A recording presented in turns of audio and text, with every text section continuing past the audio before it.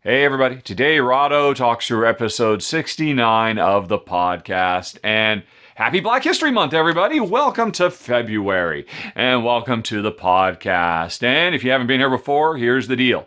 I'm about to answer a whole bunch of questions that have been submitted to me at questions@rahdo.com. So if you got any questions for me, please send them. The email again, questions@rahdo.com, because this entire podcast, it's a two-way street. You ask questions, I answer them. And the format is, first I do a bunch of game-related stuff, then I maybe do some more game-related stuff if Jen, my wife, would have anything to say on them. I think I've got one gaming one for her this month.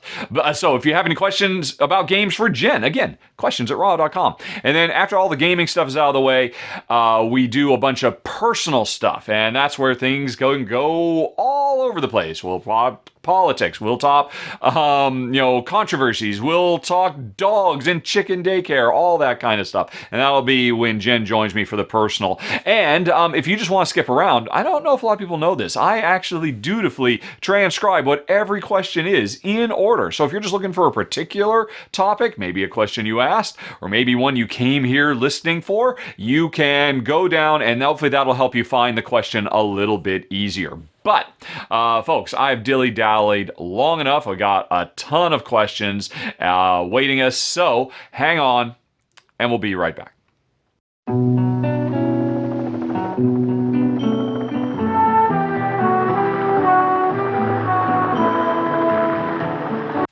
Okay, everybody, time for some gaming questions, starting with Jin, with S-T-I-J-N.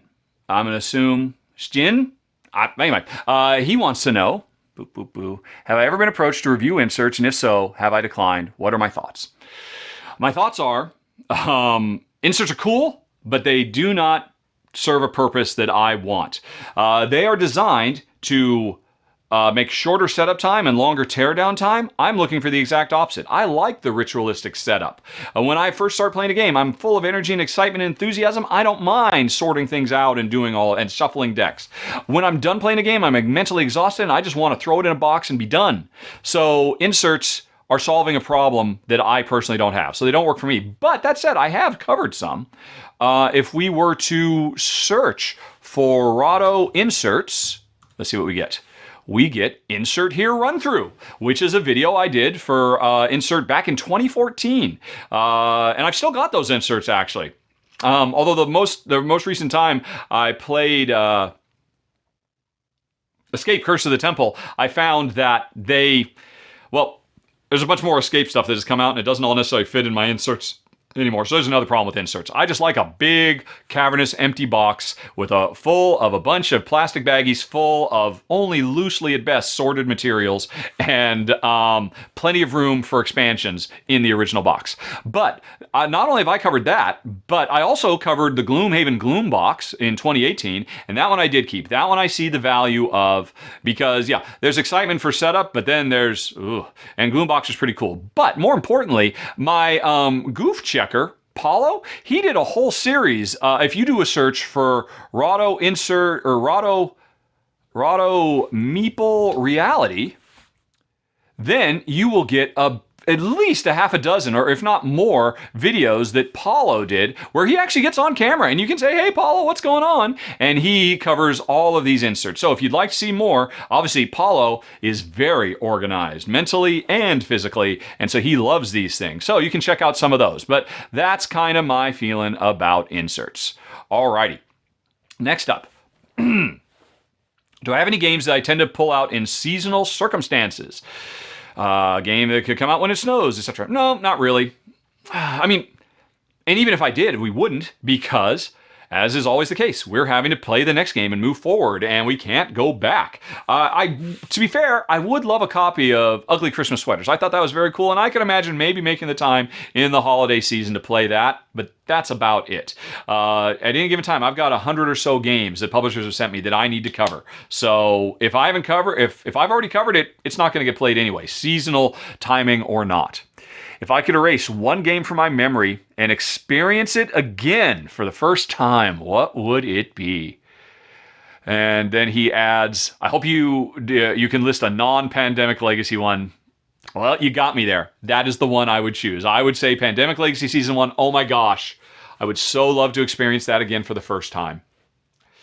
And it's because of the emotional roller coaster that took us on. And I don't think I've ever had another game that's... so if you're going to make me discount that... Boy, that's hard. Let's actually take a looky-loo. Let's look at my game collection. Ranked.rahdo.com. And that will come up here in just a mo. Did I press enter? There we go. And let's see. Yeah. I mean, Gloomhaven... I mean, I've had emotional moments in that, but Agricola, Marvel Champions, I'd want it to be an older one, because, hey, some of these, if I played more recently, I don't need to I mean, it's still fresh in my mind, the first experience I had. First time I played Dominion? No. Trajan? No. Escape? Maybe, but probably not. Probably not. Aeon's End, Cloud Age, Tiny Towns, Wingspan. Boy, I don't know. I don't know, man. That's a tough one. Zolkin. You know what? Yes.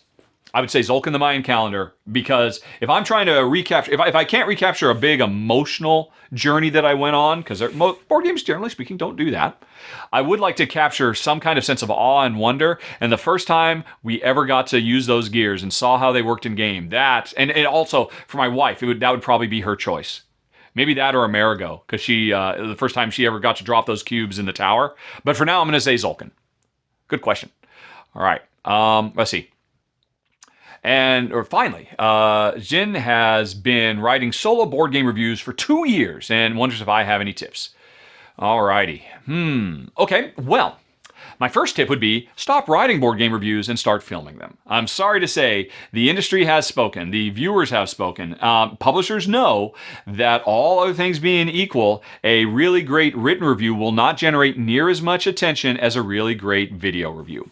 But that said, if you're just not up for video, what I would suggest you do is study the work of a really smart woman who, for a time, had probably by far the most popular and impactful written board game series, Mina Gabernik. What was it called? I think it was called, not Heavy Cardboard. Was it Fresh Cardboard? Mina... mini fridge, Mina, board game, or Mina, I think it was Fresh Cardboard. Mina's Fresh Cardboard. Let's take a look at that. Alrighty. Yep, there we go. Mina's Fresh Cardboard. This was a blog series. It was on Board Game Geek. She went for, I think, a couple of years, and then eventually just kind of got burned out. It was too much work, and so her last post was, hey, everybody, I'm going to take a break. I haven't been on for a while. Don't worry, I'll keep going. And then she never did. And it's so sad because we lost one of the greats. Although she's still out there. She's still playing games. But she decided not to let this take over her life, and good on her. Man, I love her. I did a run-through with her, or a final thought. Which one was it? Oh, it was years ago. But anyway, she is great. But there is a reason that her series was so popular. And if you're watching on YouTube, because if you watch my podcast on YouTube, you can actually see me. And you can see I'm looking at her stuff now. Whereas if you're listening on a podcast app, trust me, the thing about Mina's Fresh Cardboard was a plethora of pictures. Really, really good pictures. Let's actually get to some earlier stuff. What her format was, pictures of the box cover, summary of the gameplay. Actually, if I recall correctly, she kind of told the story of actually playing the game as much as the game itself. And then nice little, pros and cons, where she had like a bullet list, I think, at the end, right? She had like a smiley face, frowny face, or she had a list of things she likes, and then she had frowny faces. And then like a final rating. People loved this. They ate it up. It was so good. And the reason is because, hey, if you can't be video, then give us a lot of pictures that do what a video does, really captures the feel of the game. This is what you need to do to compete, to really stand out, Jen. Check out Mina's Fresh Cardboard. And as far as maybe other people have copied her style, but it's going to be tough to get people's attention. There's one other thing I can suggest as well, which would be go to Facebook, board game reviewers. Yeah, I recommend this to people all the time. Go to the Board Game Reviewers and Media group on Facebook. This is a group full of thousands of board game media folks and publishers. And all the time, publishers are coming here saying, hey, we've got like 10 copies of this. Is anybody interested? And people will say, well, you should consider me for doing it because here's my work and here's what I focus on. And you can basically make a pitch as to why you should get that copy. And of course, you can talk with other media producers and get good hints and tips. It's a really great, very active, very vibrant forum. I highly recommend the Board Game Reviewers and Media Group on Facebook. Even if you hate Facebook, it's worth it. And I hate Facebook certainly, but it's worth it to come here and check it out. I cannot recommend it highly enough. Alrighty. And then finally, thanks so much for the C2C episodes. They've been a blast. Hope you and Tom won't be strangers. It's a small industry. Okay, don't worry. But let's move on to Jonathan, who loves my live talk-throughs. All right. Oh, meaning you love the fact that I just started last month actually talking directly to the camera. I assume that's what you mean by live. All right, but anyway. Just wanted to send along the back of the box for a copy of The Crew. Yes, I remember you did this when it came in because it shows clearly somewhere on here 2020. And this is a response, in case this is your first time you've ever been on my podcast, that I steadfastly insist that The Crew is a 2019 game. But somebody says, look, proof, 2020 game. And then he said, I don't mean to stir the pot, but I'm going to stir the pot. I will not respond to your pot stirring. If I had the strength... here's the deal, Jonathan. Go to Board Game Geek. Go to The Crew. Go to the images section. You will find there's a picture of the back of the box. And if you look at that picture, you will see copyright 2019. And 2019 comes before 2020. It supersedes it. So I believe my picture trumps your picture, which is ironic since it's a trick-taking game, so it's all about trumping stuff. But anyway, I assume you have a question here. I wonders, have I actually finished my city? Yes, I did a run through for it. Right. So Jonathan's wife and he loved it so much, they finished it in 3 days. I could totally believe that. We finished it under a week, I remember. And, right, he wishes more legacy games would follow the process of the chapters where you just add new modules every chapter. Well, that's kind of what most legacy games do, isn't it? I mean, they don't always necessarily... Here's the important thing. Here's what my city did that I don't think gets enough attention. They added new modules, but they removed existing modules so that the game didn't become overburdened with too much stuff, and I thought that was brilliant, and I've never seen any other legacy game do that. And that's dumb, because it's just smart. So, but anyway, you are asking, do I know of any others, other than maybe the three Insteon, this is a typo, I don't know what, Insteon scenarios of the three. Oh, okay. The introductory scenarios for Jaws of the Lion. Well, no. Again, I mean, this is how Pandemic Legacy works. You start out with Pandemic, and not every mission, but every 2 or 3 missions, they add a new module. That's kind of the standard. But you're saying you want something new every single module. Then you want Aeon's End Legacy. It's a cooperative game, and maybe that's not what you're looking for, but every module, you get new cards added, new gameplay, new bosses, etc., etc. No 2 games of Aeon's End Legacy play out the same, so maybe that's one to check out. Or, as I always suggest, go to faq.rahdo.com and check out my number 5 question. There you will find a link to a forum that will probably give you a much better answer than I could do. But anyway, there's some food for thought. Jonathan. Okay. Renee says, hey, thanks for the great show. Thanks for the question, Renee, although I haven't gotten to it yet. Questions. My last talk through about reviewer and audience connection, how reviewers play 100 games one time versus the audience who plays one game 100 times. Right, I remember this came up. Wouldn't it be nice to make a show where I play one game a month, or one game once a day for a month? So you're saying I play this game 30 times, and then I do my opinion on the game, how my experience changed, or even if I want to stop, or would I like it more. That would not work for me. But I am positive, I feel like I have seen some channels that do something similar to that, where they give reports on their first game, their 5th game, and their 10th game, or something like that. I know I've seen that format, although I couldn't tell you where. But it is a good idea. But here's the problem. What you're suggesting, where for a month I play the same game 30 days in a month and then I do one video, that means I cover 12 games a year. And that is not going to work for me. I don't think it's going to work for my audience. I cover upwards of 200 games a year. I don't think anybody besides Tom Bassel covers more games in a year than I do. I could be wrong about that, but that's just off the top of my head. I'm pretty sure that's the case. And I think my audience gets a lot of value from covering 200 games as opposed to 12 games. So I appreciate the deep dive you're looking for here, but it's just not my bag, baby. Plus, honestly, I like new stuff. I like novelty and fresh. I mean, I could totally do this, and I think it's an interesting idea. And like I said, I know there's somebody doing something similar. My first, my fifth, and my 10th game or something like that. I know it's in the back of my head. I cannot think of it. Maybe it's a podcast. Maybe it's not a video series. But anyway, I don't think it would work for me for that reason. I want to cover more than 12 games a year. Right.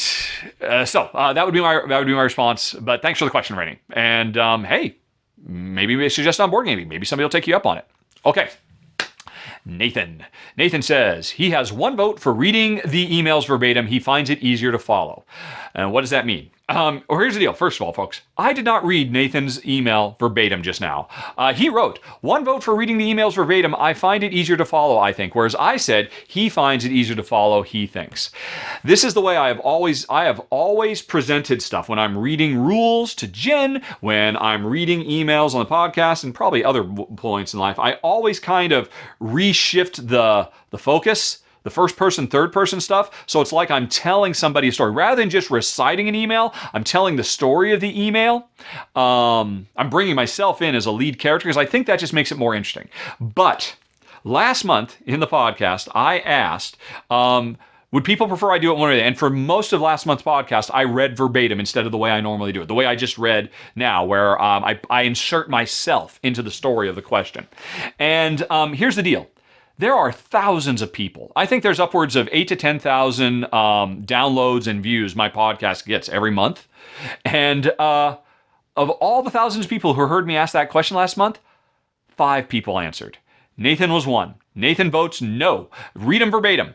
The key thing for using, let's see, and then he points out that it's important to try to differentiate when I'm answering a question as opposed to, which I completely agree. And honestly, I could do a lot better on that than I do. But 5 people answered. 3 people said, do it the Rahdo way. 2 people, Nathan was one of them, said, please read them verbatim. So at this point, Nathan, you're losing by 1 vote. And people, let me know what you think, unless you don't care. Maybe there were only 5 people, and Nathan was one of them, who actually care about this. But Nathan, that's why I just read your email the way you don't like it. Sorry, because 5 people voted. All right, and you were outvoted by 3 of them. Sorry. Anyway, so Nathan continues, the key thing is to use dramatic reading voice to distinguish between the email and my reply, which of course I do, either instinctively or deliberately. I'm smart enough to figure that out. I could maybe do a slightly more pronounced for the emails, but on the whole, good decision. Keep doing it this way, please. All right, so Nathan was happy, and I'm sorry, Nathan, you were outvoted. I do agree, though. Here's the thing. Whichever way I do it, the fact that I always stop halfway through reading and start answering and then I pick back up reading, I think creates a problem in either format. And what I really need to do is pause. I need to stop reading, pause, and then give my answer. But if you're at all familiar with my show, pausing is not my strong suit. It is something I need to focus on. But anyway, so Nathan put that out there. I think there's going to be another email on this pretty soon because some people just answered me directly or whatnot. But it's 3-2 right now, Nathan. Sorry, bud. But let's move on to Tim, who has no questions, but potentially something of interest for me and the listeners. Let's find out. So Tim points out that rulebooks have come up on the podcast the last couple of months. And to Tim, the most egregious thing about rulebooks can be putting the 2-player setup modifications 13 pages after the other setup rules. Tim will never understand why they don't just put them their rules in with the others. And then he gives an example, and then he shouts why, or he states why, and then he says next up. So I will respond to this. I largely agree with you, I think, but it is there are cases where I think it is appropriate. It's really a question of how different is the 2-player rules. Like a perfect example would be 7 Wonders before they for whatever ridiculous reason, got rid of the 2-player rules officially. While Seven Wonders was officially a 2 to 7 player game, the rules describe how do you play 3 to 7, how you play normal Seven Wonders, and then there's like a whole separate page devoted to the 2-player, because in Seven Wonders, the 2-player with the free city was a very radical departure. And under those circumstances, Tim, I suspect you would agree it was right to pull that out separately, because to try and read through the rules, look, I'm just going to play this as a 4-player game. I don't need to know all about this free city. Why do you keep telling me? It made sense to put that separately. But if the 2-player rules are just, hey, remove some of these cards, and players start with $5 more, and players have 2 colors instead of 1, something that is like a 5% change to the game, I agree. Just put that stuff in line. It's a very good point, and I agree with you, Tim. Although, again, I think there are definitely exceptions. Alrighty. Next up, Tim continues, why? When they put something useless on the back of the book, holy expletives. And that one I agree with you 100%. Wasting the back cover of the book is ridiculous. It's the most important real estate they got, and to just put nothing there or some art drives me nuts. Alrighty, so anyway, then he continues, saying that someone, maybe it was Jeremy Howard, maybe somebody in a Q&A, mentioned wanting Legend of Zelda, the Dungeon Crawl board game. That was Jeremy Howard, and it was in the Weekly Alaboom, although I think I did talk about it at some point in the podcast. So anyway, Tim says he's not 100% certain, but Fire of Eidolon is the closest to that he's seen. It's essentially a 16-bit video game themed dungeon crawl with a sort of Forbidden Island dungeon destruction mechanism. It's a neat game in a little box. And you know what? I have that little box, Tim, and I would love to play it someday. See, I didn't put a pause there to answer. Anyway, sorry, folks. And I've never gotten around to it, but it is on my shelf of shame. Someday, the reason I haven't played it is because I did put it up to vote, and the voters, the backers of the show, said, no, we don't need to see that. So it's just been really kind of, but someday I will get to play it, and you have spurred me to action even more. But if you'd like to see me cover it, by all means, go to requests, plural, .rahdo.com, and you will find it there. And if you give it a thumb, it'll be one step closer to getting covered by the show, because right now it's waiting for thumbs. Actually, how many thumbs has it got? Let's take a looky-loo. If I go to thumbs.rahdo.com, and then I search for Eidolon, Eidolon, very sadly, is sitting on 10 thumbs. Only 10 people have gone to request.rahdo.com and thumbed it, or gone to thumbs.rahdo.com, followed the link to the Geek List page and thumbed it. And really, to get coverage, you need to be having 60, 70, 80 thumbs. So someday it'll get there, but we're just waiting. So sad. Alrighty, but anyway, yeah, it looks really cool. I look forward to trying it someday. Okay, thank you, Tim. Next up, Matthias, or Matt. All right, I remember this one. This is the other one. Okay, I'm going to read this one verbatim. For reasons will become clear very closely. Verbatim, Matt writes, "Hey, Rahdo and Jen," Matt says, "since the question of how to read mail from the listeners came up during his last questions in the previous podcast, he felt obliged to respond. To make things even more confusing, he wrote this mail in third person himself, making it a real challenge for me to keep track of who is saying what. He apologizes for this, and he promises to stop doing it when I decide to keep reading mails in third person. Matt strongly believes I should keep transforming yous to me's and we's. It's one of those small details that makes my podcast different than the others. He also thinks my listeners can very well handle the occasional goofs that come along with it. In fact, they expect it. This is the Rahdo way." All right. So, yes, I read that verbatim, but that is how I would have read it if I were translating him on the spot. Although I probably would have used more Matt, because when I do this, if I don't keep saying the name, pronouns can start getting really squiggly really quick. So anyway, there was one vote in favor. Those were the 2 people who actually wrote to questions@rahdo.com and actually said one way or the other. And then a few other people contacted me. So Matt, currently, you're in the winning faction.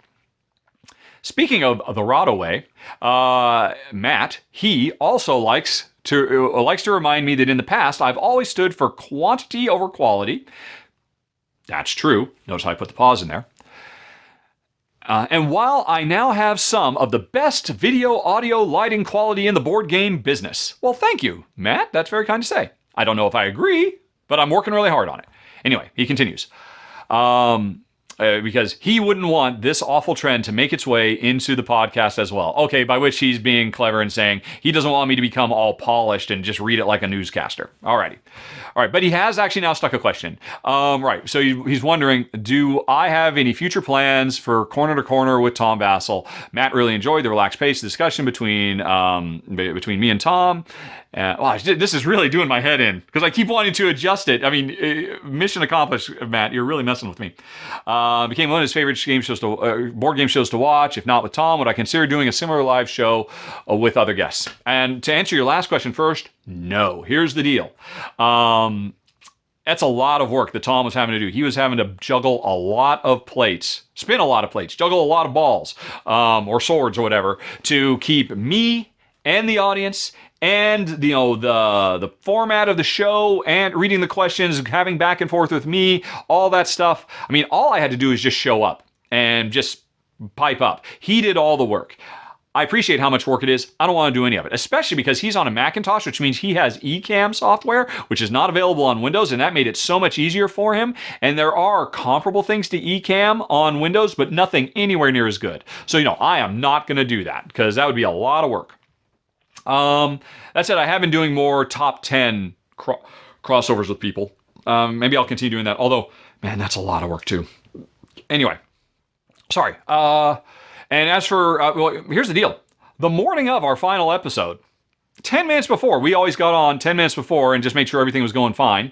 And 10 minutes before we started, he said, hey, how do you feel about this being the last episode ever? I'm like, okay. Because it was all him. I was happy to go along for the ride, but, it's up to him if he wants to start again. Although, I don't know. I mean, it was a pretty heavy thing to keep working on, to always in the schedule, and I like to be fast and loose and not really tied down to anything in particular. So I don't know. Time will tell. Who knows? But anyway, sorry I didn't give you quite what you want there, Matt. But hey, you are winning the vote. Okay. Who's up next? Helmut. Helmut is back. Oh, yes. He's got a fancy little graph of how my board game, and I already talked to Helmut about this because when it came in, basically, as I recall, all right, so Helmut says, in the last podcast, I had questions about the gaming year 2020. Or, questions came to me from somebody else about was game 2020 a good year for games? And somebody pointed out, no, it wasn't based on my statistical analysis. And I remember, and I replied, this is not me, I'm just saying the story. I replied to that person saying, look, I need more data. And you missed certain key elements of how to analyze. So anyway, Helmut heard that question and, right, so that prompted him, this question here, all right.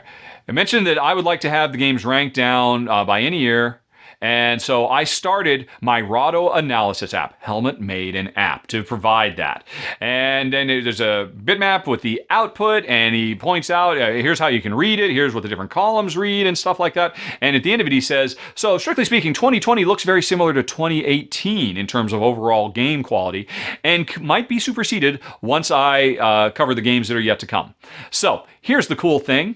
I actually contacted Helmut when this came in and said, hey, can I have that app? And he gave me it, and I played with it, and it was fun, and I started a thread at guild.rahdo.com, and if you are at all a stat head, I strongly recommend go to guild.com and find the stats thread. It'll still be one of the newest ones, because you can get Helmut's stat app, and other people point out other very cool stats apps, and it was all very neat, and it was a lot of fun. And it's lots of fun at guild.rahdo.com. But anyway, Helmut now has a question. He found during this process 57 games at the end of the list which currently have no ranking. He can understand about the 2020 games having no ranking, but what about Adlungland, which was from 2010? And then he has a link to the list, which is basically, this is, I could follow that link, but you get the same thing if you go to unfilmed.rahdo.com, because to answer your question, all those games are games that I have not filmed, either because they're games I bought myself, like Adlungland, and therefore it gets lower priority. Someday I'll play it, but right now I've got too many games publishers are sending, and I prioritize those over games I bought myself. But a lot of them on this list, or if you just go to unfilmed.rahdo.com, you can see the same list if you're at home. A lot of these are just games I've yet to play yet. and yet to cover. And if I haven't played it, I'm not going to rank it. That's what all of these are. Or in some cases, I've played it, but maybe not enough. Or I've played Guilds of London. I've filmed Guilds of London. I got rid of Guilds of London. The reason this is on here is not Guilds of London. This should actually be changed. This shouldn't be Guilds of London. This should be Guilds of London expansion. That's the thing that's unplayed here. So apparently there's some mistakes on this list as well. I'm very excited about Red Cathedral. I'm going to be covering it this month. I just hadn't done it yet. So that's why all of these, whether they're old or new, and you said you understand the new one, but there's another old one. Oh, Gem and Shh. These got sent to me as review copies, and it was like a whole set of 5, and our dog Tula got into them and destroyed all but 2, and then I lost those 2, and I only recently found them, and so I'm just a bad person. I should have covered these years ago. And Darkness Come Rattling, that's an old game. That's one I bought myself. I don't know if it'll ever get covered, unless, again, it's on thumbs.rahdo.com. If people were to thumb it, it would get covered. So a lot of these older ones are just things I bought. Right now I'm just looking at all new ones. Or they are stuff that I put to the voters. Pretty much every single one of these has gotten a vote, and the voters have said, no, we don't care. Where's another old one? Or we don't care about Eaten by Zombies. I would love to film Eaten by Zombies. I think it's a great little deck builder. But they said, we don't care about it. It got voted low, so I've had it since 2000. Although, to be fair, this is another one that I bought myself. Where's an old one? Rattle Battle Grab the Loot. I have covered this. Why is this on the list? This is wrong. Am I looking at PubSet? Right. Well, there's a few mistakes here as well. Maybe I should have actually looked at your list. Your probably list was a little bit better because you're looking at the unranked things. Long story short, why haven't I covered them? It's a combination of either I bought them or my voters said, no, we don't want to see this when I asked them. And so they sit waiting in purgatory until people go to requests.rahdo.com where they all live. And if enough people give them thumbs, Adlungland, where is it? Right. Where is it? Adlungland has 48 thumbs. Someday it'll get up to the 60 or 70 thumbs and it'll get covered then. But until then, it won't. So that is the story. All right, and thanks again for the app helmet. It was a lot of fun. Okay. Hey, Kelly. Kelly says that she loves, I assume she, could be he. I've worked with a guy. All right. Kelly says that they know that I love digital integration in games, but noticed that I have some very different opinions about Lord of the Rings, Journey in Middle-earth versus the Helper app for Gloomhaven. And Kelly goes on that in my final thoughts for Lord of the Rings, Journey in Middle-earth, I said, why not have an app do all the boring, crappy bookkeeping so we can just keep focused on the fun adventuring? How can anybody complain about that? Apparently, quote, end quote. There's a direct quote. Yet, in a recent top 10 heavy game revisit, I said about the board game, the Gloomhaven Helper app. Wow, direct quotes here. I love it. No matter how well they're implemented, I don't care for them because it feels like it becomes a barrier between me and the game. So Kelly is curious. What's with the distinction between these two apps? Kelly, you caught me. I'm a human being. I can have inconsistencies. It's true. But let me try to explain myself. When I was talking about this in Lord of the Rings, one of the things you have to bear in mind is, and I probably talked about this in the top 10 heavy that you're quoting from as well. Every time I ever talk about digital app integration into board games, I feel like the number one thing I really have to drive home is this is a good thing. Grognards who refuse to accept, who want to insist a ban on digital integration into board games and want nothing to be within 100 feet of their gaming table, I'm just always mostly sending a message to them that you're really missing out on a lot of cool stuff. Let me espouse on the many different ways it can really improve the quality of the game. And so that's one of the things that the Lord of the Rings Middle-earth app does. Now, and that's me trying to pitch it as a cool thing that enhances the overall quality of the game. That's not me saying that I necessarily want to use it personally in Gloomhaven, because the reality is, I love Gloomhaven so much, I personally, and this is me kind of siding with the Grognards, I do love the physical, tactile nature of manipulating the cards and reshuffling the decks. I love the ritualistic nature of that. I don't see how anybody could complain about it. Your exact quote for me from the Middle-earth thing was, how can anyone complain about that? I am not complaining about it. I think it's great that it exists because I know a lot of people love it and it makes the game experience overall more fun. It doesn't necessarily for me because of this weird thing that I like the ritualistic nature. That said, if Journeys of Middle-earth had a non-app way to play, I wouldn't want to touch it with a 10-foot pole because, frankly speaking, Journeys of Middle-earth is nowhere near as good as Gloomhaven. Gloomhaven is my number 3 game of all time. So I can certainly imagine games that I don't love quite so much being ones that I would be very, very happy to have some kind of digital app with. It's just, Gloomhaven is special. I love it. I have actually tried the apps. My biggest problem was they don't really work well on a phone because they're trying to cover too much stuff. You really need a full screen and then it takes up more table space, and Gloomhaven already takes up too much table space, etc., etc. So there's extenuating stuff, but that's kind of basically the difference there, if that makes sense. Good question though, good catch. Kelly continues, number 2, why would I say, or what would I say is the average amount of time I spend covering a game from first being contacted by the publisher to the video going up? Well, first of all, there's a lot of stuff that happens after the video goes up. I still, years later, I've just answered a question about, I think it was Lancaster the other day. I filmed that game almost 10 years ago.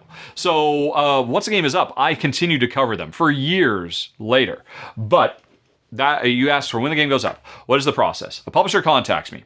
I say, send me the rules. They send me the rules. I read the rules. And by the way, this is a very, very difficult thing to do because I read it to evaluate, not to learn the game, but to evaluate if I think we would enjoy it. And I'm having to do it without the game in front of me, and that's very difficult. So sometimes that's a quick and easy thing. Sometimes the rules are very, very, very hard to grok, and I read them like 2 or 3 times. Whereas sometimes I can just breeze over and say, oh yeah, I get it. Oh, that's cool. That sounds good. So there's a big variation there. That process could be 10 minutes or that process could be 2 hours. Easily, I've had rules that I've spent upwards of 2 hours trying to figure out when I'm just vetting the game. So there's no one answer. But anyway, if it looks good, I say, hey, yeah, send it. Then they send it. Then Jen and I play it.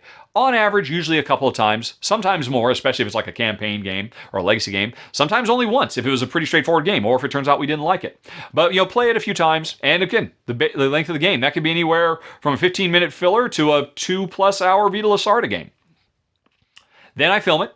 And again, based on the game, and based on the number of times I have to film it, that could be really super stretchy as well. Because after I film the game, my Patreon backers get to see it early, so they can see it ad-free, because it hasn't been made public yet, and it's waiting for Paolo to goof check, and Paolo goof checks it, and I have to spend time there too, because one of the most amazing things about Paolo to me is, often he has not played these games.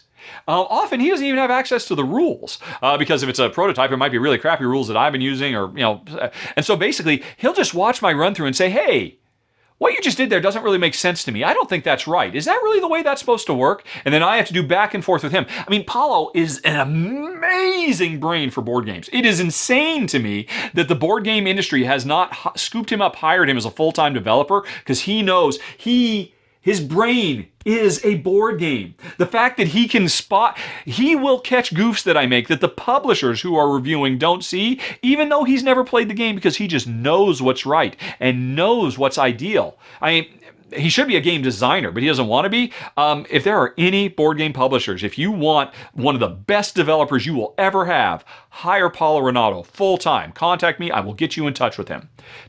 Anyway, sorry. I end up maybe taking up a lot of time back and forth with Paulo. And if Paulo notices something, Paulo gives me recommendations on if I need to go back and refilm a little insert and then re-render the video, which will take another hour or 2, again, depending on the video. Or if, in some cases, I have to go back and refilm the whole thing, which probably happens at least once a month. But then eventually it gets uploaded. And then you didn't care about what happens after that, but it goes live. So with all of that, there's no easy answer. It could be anywhere, probably at the very, very minimum, for the simplest game where everything just goes right, probably at the very least 2 or 3 hours. But for a really big thing, maybe upwards of 20 hours. And that's putting aside like a legacy game where I've got to play through, and that's just a game I'm going to play a couple of times. So anywhere from 2 to 20 hours, which is a pretty big spread, but there's a lot of variety in games. Alrighty. Kelly's third question is as follows.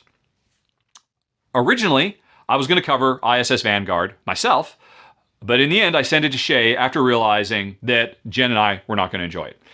Is this something that's happened before that I had contributors? And if it happened before, would I have covered it anyway or backed out of covering it? And that varies. There definitely both things have happened. Most famously, if you ever watched my final thoughts for Myth, here's what I'll do. Oh crap, we don't like this game. I made a mistake. I vetted it. I thought it would work. It didn't work.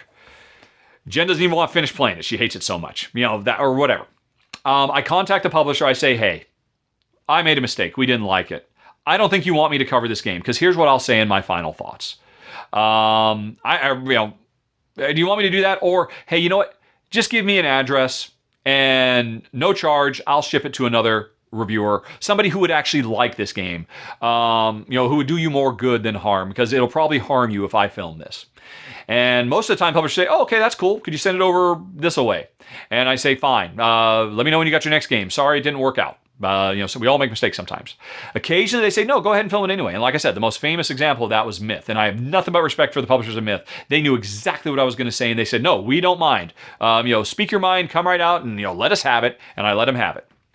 And I feel like I significantly contributed to the overall failure of that game as a result. And it drives me nuts. I'm not happy about it. I didn't want to do it. They wanted me to do it, so I did it. This was before I had contributors. Because ISS Vanguard, here's the deal. If I didn't have Shay to send it to, I would have told them, oh, guys, I'm sorry. I should have said no to this. I made a mistake. Surely you want me to send this someplace else. Because here's the deal. In ISS Vanguard, Jen literally did not want to keep playing. After half an hour at the table, she's like, oh my God, please, no. Not because there's anything wrong with the game, but because we just didn't like its use of dice. It was just too much. And the thing is, if they'd said, no, keep on going, I probably would have had to finish that game solo. And I would have said, hey, and I would have said, at the end of the day, this game has too much dice rolling. Here's all the things that I can appreciate are really cool, but all of it's completely subsumed by the fact that there are too much dice in this game, and my wife and I did not enjoy it. But if you don't mind dice, maybe you should give it a go. And this, I would give them the choice if that's what they want me to say. Because still, in my Myth video, I tried to, big up the positive stuff I saw, in spite of the fact that overall it was a terrible experience for us. And so I am so happy that I have Shay now, that I have a third option I can give them, which in the case of ISS Vanguard was the right option. I'm really happy. It should have gone to him in the first place. I should have known better. I was just assuming that, hey, we didn't mind the dice rolling in this war of mine. Maybe this will be cool, but for us it wasn't. So that's basically how that works. Okay. Martin. Hello, Martin. Martin loves all that I do. And has a gaming question. Has a gaming question for me, and then a personal question for Jen. So let's do the gaming stuff. Has to do with the gaming ethics of the controversial tabletop simulator. And folks, at this point, it would not be a Rahdo Talks Through episode without a tabletop simulator question. So let's continue. Martin prefaces that he agrees with my stance. Oh, that's fresh. Thank you, Martin. My stance on using tabletop simulator to bypass publishers and to play games for free. This is wrong. And but Martin's in a situation that he'd like input on. Forgive the rambling thoughts. Are somewhat confusing. Due to COVID, Imperial Assault, setup is clunky. All right. Sometimes so he wants to play Imperial Assault with his friends. He can't because of COVID. He does own the game, and the TTS module works pretty well. So all right. And so the question is, what is my stance on people using TTS for games that they already own a physical copy of? My stance is that's totally fine. But my stance, I don't think I've been clear about this. My stance has never been a problem with people who use TTS to play games. And really, I don't really have much of a problem with people who mod TTS to basically pirate games. I have a problem with the developers of TTS who have created and continue to support a piracy platform for games. That's the problem. Modders, I appreciate they're just passionate. They want to spread the gospel of the game. They want to have more people playing. That's great. I applaud them. I know it's a lot of hard work. But the problem is the developer, here's what TTS should have done. It's tricky, but I totally believe this could be done based on my 20 years of digital video game development where I worked with programmers for decades. I know this could be done. The way TTS should have been architected was that, hey, it's a tool set. Anybody can make anything they want on it, and that includes scanning cards and making perfect digital duplicates of games. fine. And people can even upload them to the Steam Workshop, which is, I understand, how they get propagated. But here's the deal. If I buy Tabletop Simulator for, what is it, 10, 15 bucks, and then I find, the Star Wars game, Imperial Assault, and in the workshop, and I click it, what I should see as a player is, it loads up Tabletop Simulator, and one of two things happens. Either it plays, or I see a message that says, we're sorry, this is an unauthorized modification. Please contact the mod maker to get authorization from the publisher so that this can be shared via our platform. Done. And now the way they do that is every mod has a flag. If the flag is empty, then that means TTS recognizes, oh, they haven't gotten authorization. Now here's the deal. TTS didn't do this because it would be a lot of work for them, because the onus is on them to confirm all these authorizations, to check emails and all of that. And they didn't want to do that work. And bad on them. They figured it's better to ask forgiveness than permission. And so what they are doing is wrong. And here's the deal. And this is where I get there's a lot of gray area here, but personally, I don't have a problem with me owning Tabletop Simulator and Martin owning Tabletop Simulator and Martin not getting permission to make a Imperial Assault mod and then emailing it to me.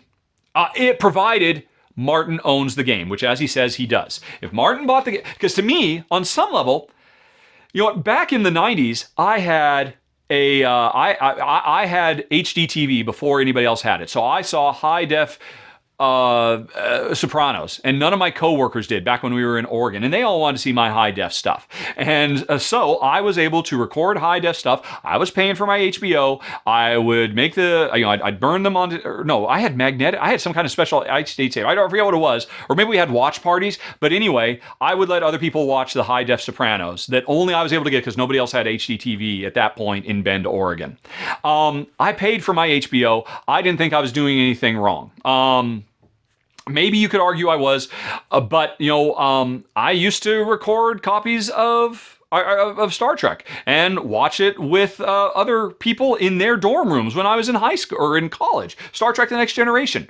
These things did not strike me as unreasonable because I was still watching the commercials. I was still consuming the content. I had my skin in the game. So if somebody owns the game, makes a mod, shares it with their friends, I'm totally fine with that. The problem is, all they have to do right now is upload it to Workshop, and then suddenly thousands of people can play it.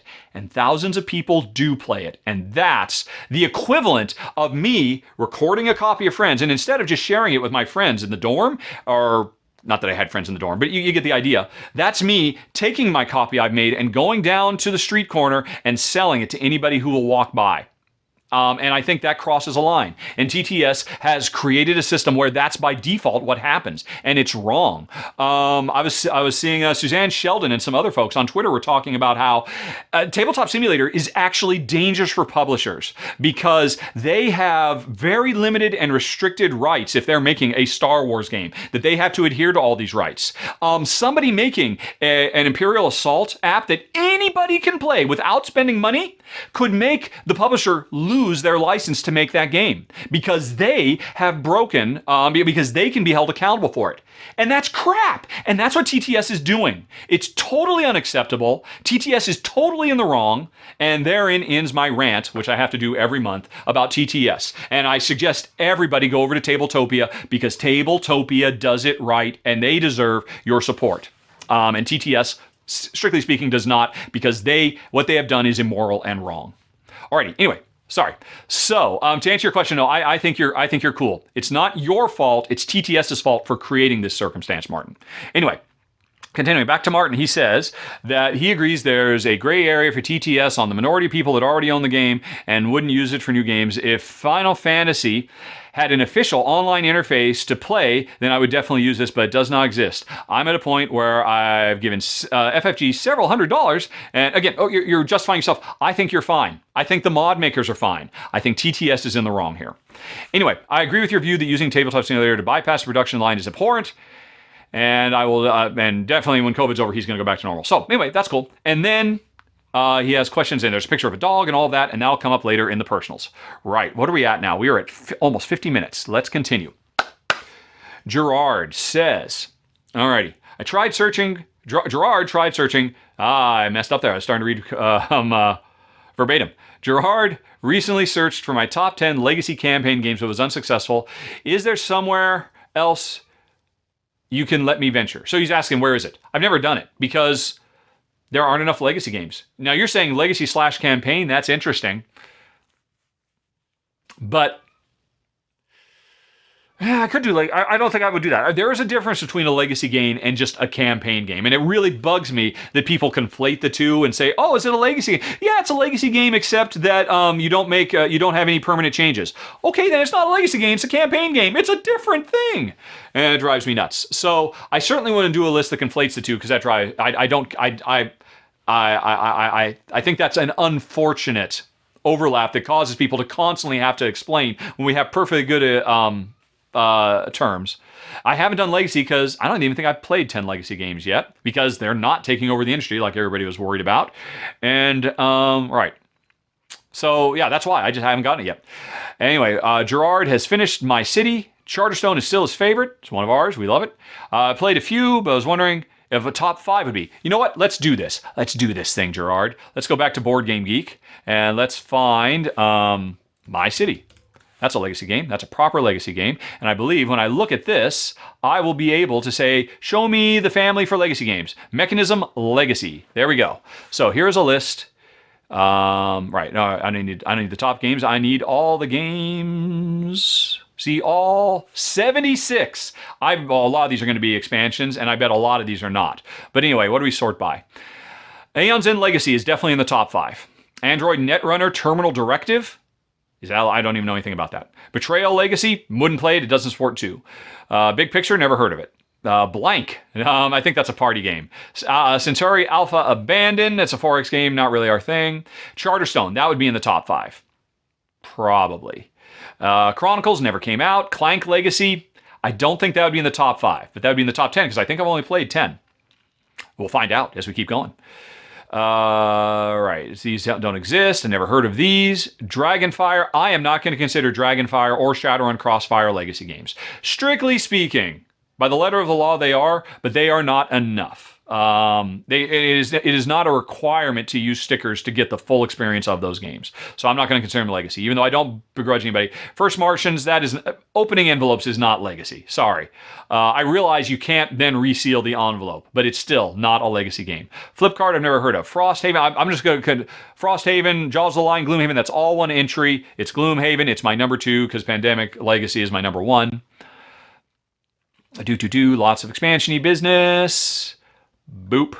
Moving on to the next page. More Gloomhaven expansion-y business. Dee-dee-dee-lee-doo. Hidden Territories. Every hero needs a quest. Came out in 2020, apparently. Never heard of it. A Jackal Archipelago. And a bunch of stuff for it. Never heard of it. King's Dilemma. I so want to play this game, but it's 3-player minimum, so I'll never play it, sadly. Living Starship. Never heard of. Machikoro Legacy. I would definitely give this a go. But they never sent me a review copy, so I just moved on. My City is definitely in the top 5. Probably in the top 5. Probably definitely in the top 5. Pandemic, again, I'm doing all those in one. Pericle is coming out this year. Don't know what that is. Personal Space, didn't see it last year. Moving on to the next page. I think the last page. Zombie Teen Evolution. That's it. At least, now I feel like that's missing stuff. Oh my gosh. That's missing the Queens, the malts, not the malts game, the brand game, the Queen's Destiny? What was it called? Queen... the Castle of the Queen?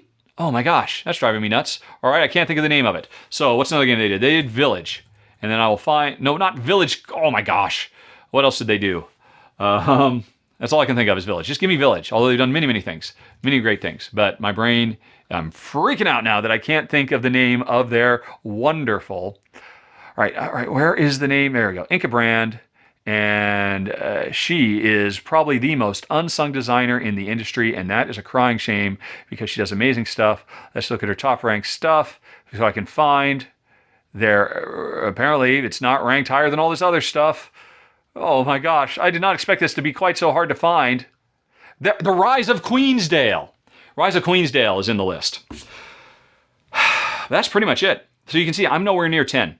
And it's Pandemic, it's Gloomhaven, it's My City or Charterstone, probably My City over Charterstone, and then probably Queensdale. I think that's probably my top 5. Maybe I missed a few here or there, but that gives you some idea.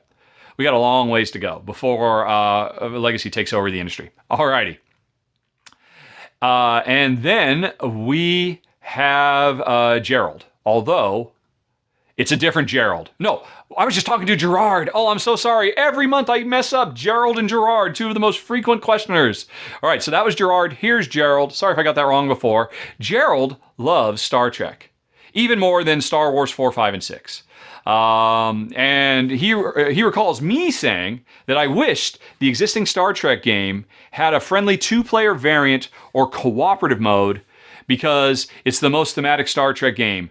And he's asking, was I talking about Fleet Captain or Ascendancy? I've not played Ascendancy, although I'd really like to. It looks really good. I was talking about Fleet Captain, which was very, very cool if we could have both played Federation or Klingon or Romulan or whoever, instead of basically the whole game being designed for us to fight each other in a Star Trek 4X game, basically. But yeah, Fleet Captain I thought was very impressive. But we never played more than one game of it because we hated it. Alrighty. So the question, though, from Gerald is, would my perfect Star Trek game be A, B, or C? A, 80% space battles against AI, 20% non-combat with story. B, 80% non-combat gameplay with story, and 20% space battles. C, 100% non-combat with story, no space battles at all. I would be for me. It would be more about the planet side stuff, definitely, or the shipboard stuff. So I guess although I mean, when you say non-combat, that's a bit of a misnomer. I would want the game to be probably 15 or 20% space combat, right, and then probably the same amount of terrestrial combat, maybe a little bit more planet side combat, and then the remainder non-combat, investigation stuff, discovery, exploration, that kind of thing. Probably something like that, interspersed. That would be, which you didn't give me that choice, so I made D. Alrighty, next up. If I chose A, I did not. Right, but A was mostly space battles. Okay. Right. So I chose B, which was mostly not space battles. So B2. There's a flowchart to this email. Who would I want to design that? Ryan Lockett or Alexander Pfister? Oh my gosh. And if it had been like, oh, this is a fun email. If it had been the space heavy, would I rather it be Matt Leacock or Isaac Childress? If I had been planetside, Lockett or Pfister? Wow. Can't they team up? I would love to see a team up with Lockett and Pfister. As much as I love Alexander Pfister, I think Ryan Lockett is better suited to the ideal Star Trek game for me. Although I would love to see an Alexander Pfister Star Trek game that's all about being the president of the Federation. Being super high level, all about managing Starfleet and the Federation, the supreme high whatever it is of Starfleet. I want to see that game from Alexander Pfister, and I never knew it until just this second. Oh my gosh, that is the ultimate Star Trek game. So that's E. Section E is, I want a high-level Euro that's about me controlling me and Jen, competitively or combatively. I would get almost, But anyway, if we're talking about that adventure game, I think Ryan Lockett is the best suited. Alrighty. All right. No offense to Pfister, because I love him. All right, but I love them both. Alrighty. And for the space one, Leacock versus Childress, probably Childress. Oh no, but we're turning it into a cooperative game. No, probably still Childress. But again, can't they work together? That'd be a great team up with Matt Leacock and Isaac Childress working together on a cooperative Star Trek space battle focused game. That sounds awesome. I want that. I want all of these games we just talked about. Very much so. Enough with the gosh darn Star Wars. Give us more of the Trek. Anyway, though, moving on to Kirk. Oh my gosh. That was crazy. With all the talk of the new game in the Garphill Circadians universe, Kirk's been remembering how much I love Circadians First Light. You're right, Kirk, I did like it quite a bit. It's definitely my favorite of the 4 Garphill games. Any thoughts as to why the game has been so overlooked in comparison to the North Sea and West Kingdom trilogies? 1 word. 2 words. The Miko. I like the art of Circadians, which I get the impression is actually being done by a by Shem Phillips' brother or something like that. I'm not really sure. I think they have the same last name, and I think he's actually a very popular graphic designer, and so it's all in the family kind. I could be wrong about that. I've never read an interview. I just somehow picked that up. I like the look, but a lot of people just could not stand the look of the art in Circadians, and that's too bad. But there's no getting around it. I mean, there is a reason the Miko is in such high demand. The Miko's art will sell the game just based on the strength of his art. And it 100% comes down to that. If the Miko had done the art for Circadian's First Light, it would, I believe, had a much better shot at doing as well and being on as many buddies as people would be talking about it as much as the West Kingdom games. I believe. Alrighty, there's very few artists that are that good. Vincent Dutray and the Miko are the two premier artists. I mean, there's lots of other artists whose art will sell the game too, but not as consistently as those two. Alrighty. But anyway, continuing on to Kirk, he wonders, do I have any information about Circadian's Chaos Order beyond what's on Board Game Geek? No, I don't. And I have to admit, I haven't looked because it's a battle game. It's a 4X, or maybe it's not 4X, but it's all about area control and deploying your troops. And I was really bummed to see what it is because I'm not going to play it at all. I don't even have it on my wish list at all. Do you know if you'll be previewing the game for Kickstarter? I think I just, spoiler alert, I might not. If they contact us, though, I think Shay could, and I think he would do an amazing job. So I hope they contact us about it, because that would be great. Garpil, if you're listening, contact us. A lot of publishers have not realized, they've gotten used to me saying no to them so many times for games that have heavy player conflict or don't support two players. They don't realize you can come to me now. You can get really good Rahdo style coverage of your games on my channel. And hey, I bet you anything Shay would be definitely down to cover Circadian's Chaos Order. And fingers crossed they contact. Anyway though. Continuing, if my final thoughts for Circadian's First Light, or in my final thoughts for Circadian's, I compared it quite favorably to Myrmes, but Kirk noticed that Myrmes is still rated higher. Can I explain what it is about Myrmes that makes it a better game? Well, the thing I love about both the games, the reason I draw comparisons is because they both do the brilliant thing of, hey, there's a bunch of public objectives, but for me to commit to those objectives and score all those points, I have to sacrifice my workers, and now I'm weaker for the rest of the game.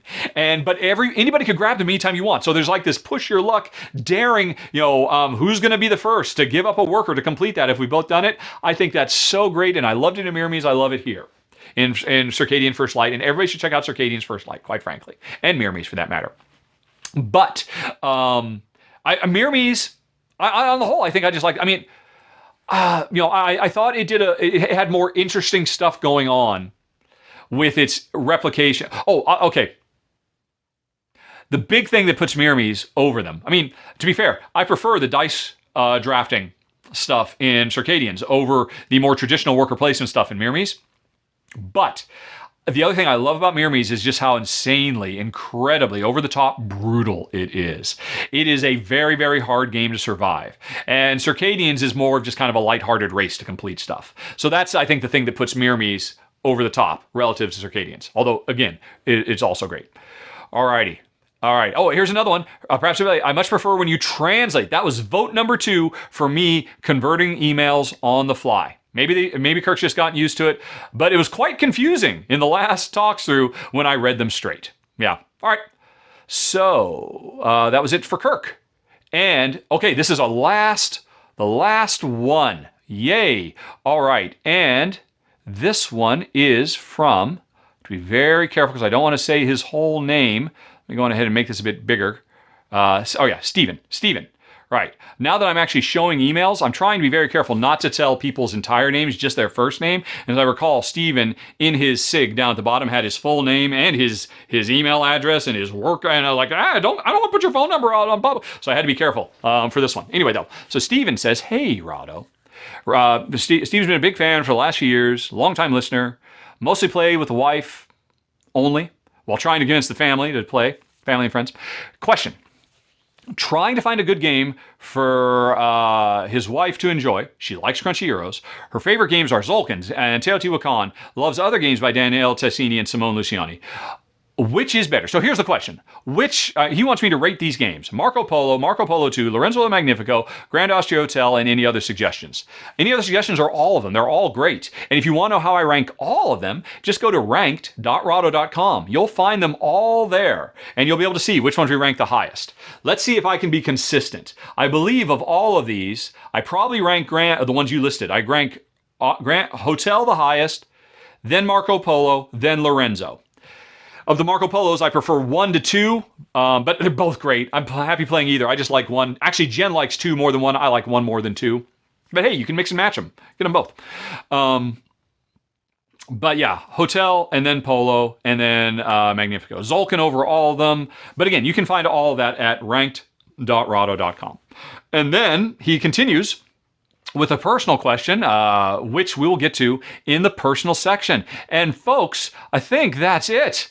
Oh my gosh, we're done. Hooray! Okay, so that means we can now hold on for a second, and we'll be right back. Because if I recall correctly, there was one question that was gaming related that I thought Jen might be able to pipe in on. So hang on. We'll be right back.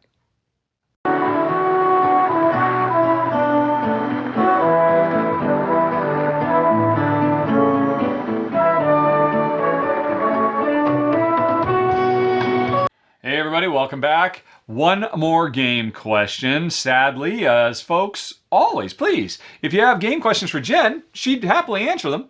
But this is the only one from Gerald who called it out. And also, apologies if you're on YouTube and you just said, wait, where the heck did Rahdo go? Jen, it's in her rider, it's in her contract. She does 3 on-camera appearances a month. Rahdo Live, Rahdo Runs Away, and Rahdo R&R for backers of the show.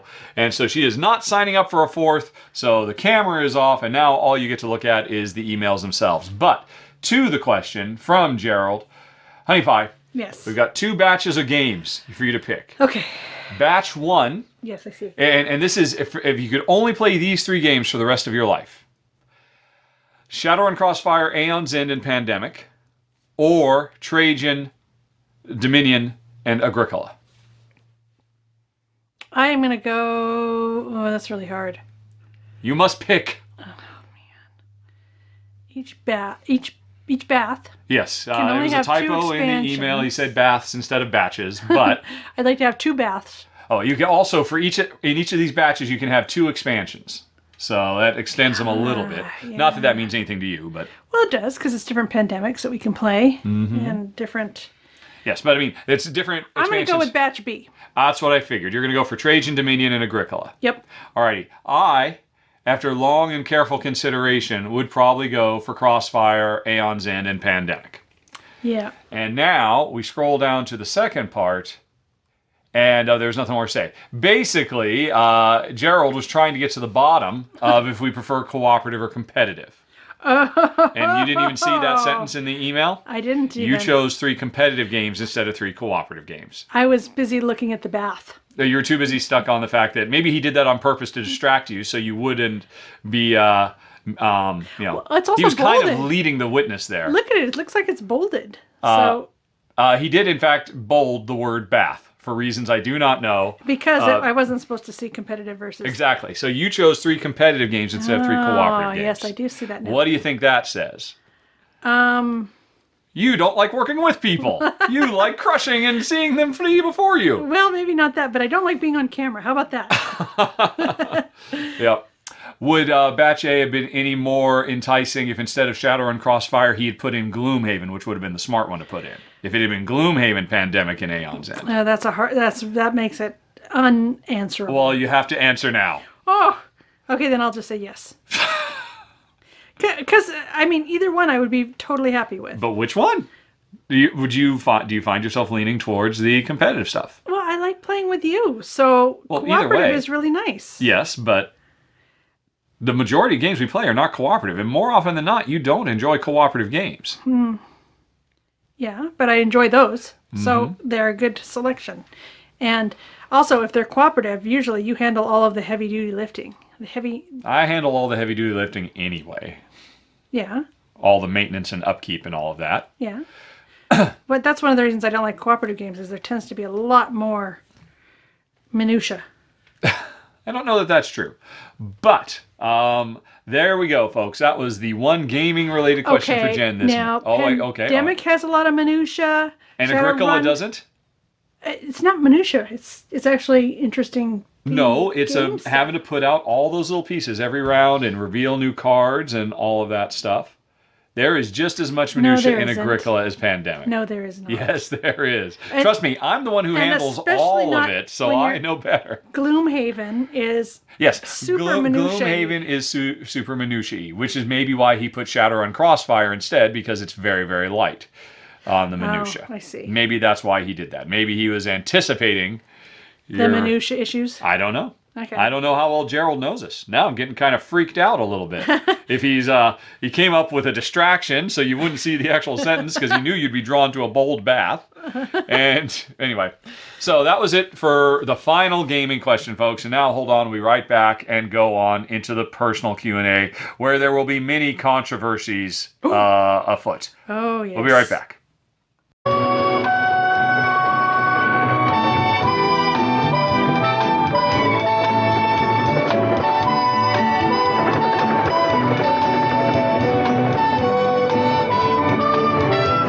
All right, everybody, here we go. Personal questions and answers, and in between the filming, Jen just said, I think I'll get the scarf finished today. It might just happen. We will see. She's been working on it for 3 podcasts now, I think, give or take. If I don't drop a stitch and have to take out everything I've just done. Fingers crossed. Well, the first question is actually the last, because Henrik finally remembered to ask you for your wisdom of the month. Oh. But we will circle back around to that at the end, because we always like to end on a positive note, especially after this episode, I suspect, based on some of the stuff that's coming. My thing at the end isn't going to be all that positive. It's going to be a whole bunch of... Oh, yeah, that's right. Actually, Jen, Henrik, anticipating you were going to ask, Jen stumbled across something at some point. She lost it, but then you found it again, right? Yep. How'd you find it? She saw something on Facebook. She absolutely loved it. She said, oh, this is going to be it. But then 2 days later, she couldn't find it anymore. Yeah, so I just posted on my timeline and said, hey, do you remember a couple days ago when somebody did this? There was a post about this. Can anybody please give me that again? And somebody found it? Yep. Did the person who made it find it? Yes, the person who posted it said, that was me. Here you go. All right. Well, you can look forward to that after we get through all the bumpy waters that are yet to come. But first, we'll have a nice softball question from Tom, which Jen will not care about at all. Tom asks, any thoughts about the FX series Legion, and where does the character and his storyline rank out among your favorites of the Marvel Universe? Jen, of course, hasn't watched it, and even if she had, she doesn't care about Marvel at all, so she'll just continue to try to avoid dropping a stitch, while I say I watched the first season of Legion, and I thought it was pretty cool. It was fairly slow-paced, and here's the thing. Everything I want to watch, I have to watch pretty much after 11 o'clock at night, from like 11 to 1 or 11 till 2, because that's when Jen goes to sleep, and then I can start watching all that kind of stuff. So a show has to be pretty high energy. If I were watching Legion at 7 or 8 o'clock at night, I'm sure I would have been, but it's a slow-paced, languid, and thoughtful show. And I was having a hard time staying awake for it. I don't think it's the fault of the show, it's the fault of the situation I'm in, that just certain types of shows work better than others. But I did think it was very cool. The second season came along, and I think I started to watch the first episode, and I started to fall asleep again. And I had every intention of coming back around to it, because I liked everything about it, but that's the problem I've got. You were about to object, though, to that. Oh, well, it's because my eyes have been so crappy for the last year. What that I haven't been going to bed and reading. So, yeah, I've been staying up later and reading Facebook. Oh, I see. But now my eyes are getting better and I'm starting to read again. Oh, okay. So you can now start watching Maybe I can start watching Legion and stay awake. Because I did think it was pretty cool. Although, where I would rank it in the Marvel Universe, well, it's not part of the Marvel Cinematic Universe because it's a mutant X-Men franchise. And honestly, I've never really that big into mutants. I've never cared for them that much. So it's fine. I'm nowhere near as excited about it as anything that's appearing on Disney+. But I would like to go back and finish it because I did think the first season was pretty cool. Certainly better than, what's the Netflix one? The Umbrella Academy. I definitely dug Legion more than just about anything else, What's the except Umbrella for Academy? the actual real Marvel cinematic stuff. What, Hank? What's the Umbrella Academy? The Umbrella Academy is a superhero show on Netflix. With anybody I know? No. Okay, so brand new superheroes. Yep. Yes. Oh, yeah. A whole Totally. backstory I'd have to learn. Oh my gosh. Yeah. Can you imagine such a thing? Okay, let's move on to Rachel, who is going to jump right into it. She would be interested in hearing our thoughts about the events that took place on January 6th, 2021. Wow. That, it astounds me. It astounds me that we actually had a violent coup attempt in our country. And if things had gone differently, and that, I don't know the guy's name, but the hero cop that led a bunch of people. Eugene Goodman. Thank you. If that hadn't happened, if they had gotten Nancy Pelosi or something as a hostage, or some of the senators had gotten killed, or who knows what could have happened, and it could have happened. Yes. They built a gallows, a working, functioning gallows. It just gives me shivers. Yeah. And I don't think anybody really understood it at the time, but there's been so much evidence that has come forth since then that I think Trump should be Prosecuted. convicted of the most traitorous Yeah. crimes that I cannot believe it. And I also cannot wrap my mind around what is going on with, what is it, 40% of the population who supports him, who are still supporting him. Now, some of those people have went, huh? Have we been had? Have we been conned?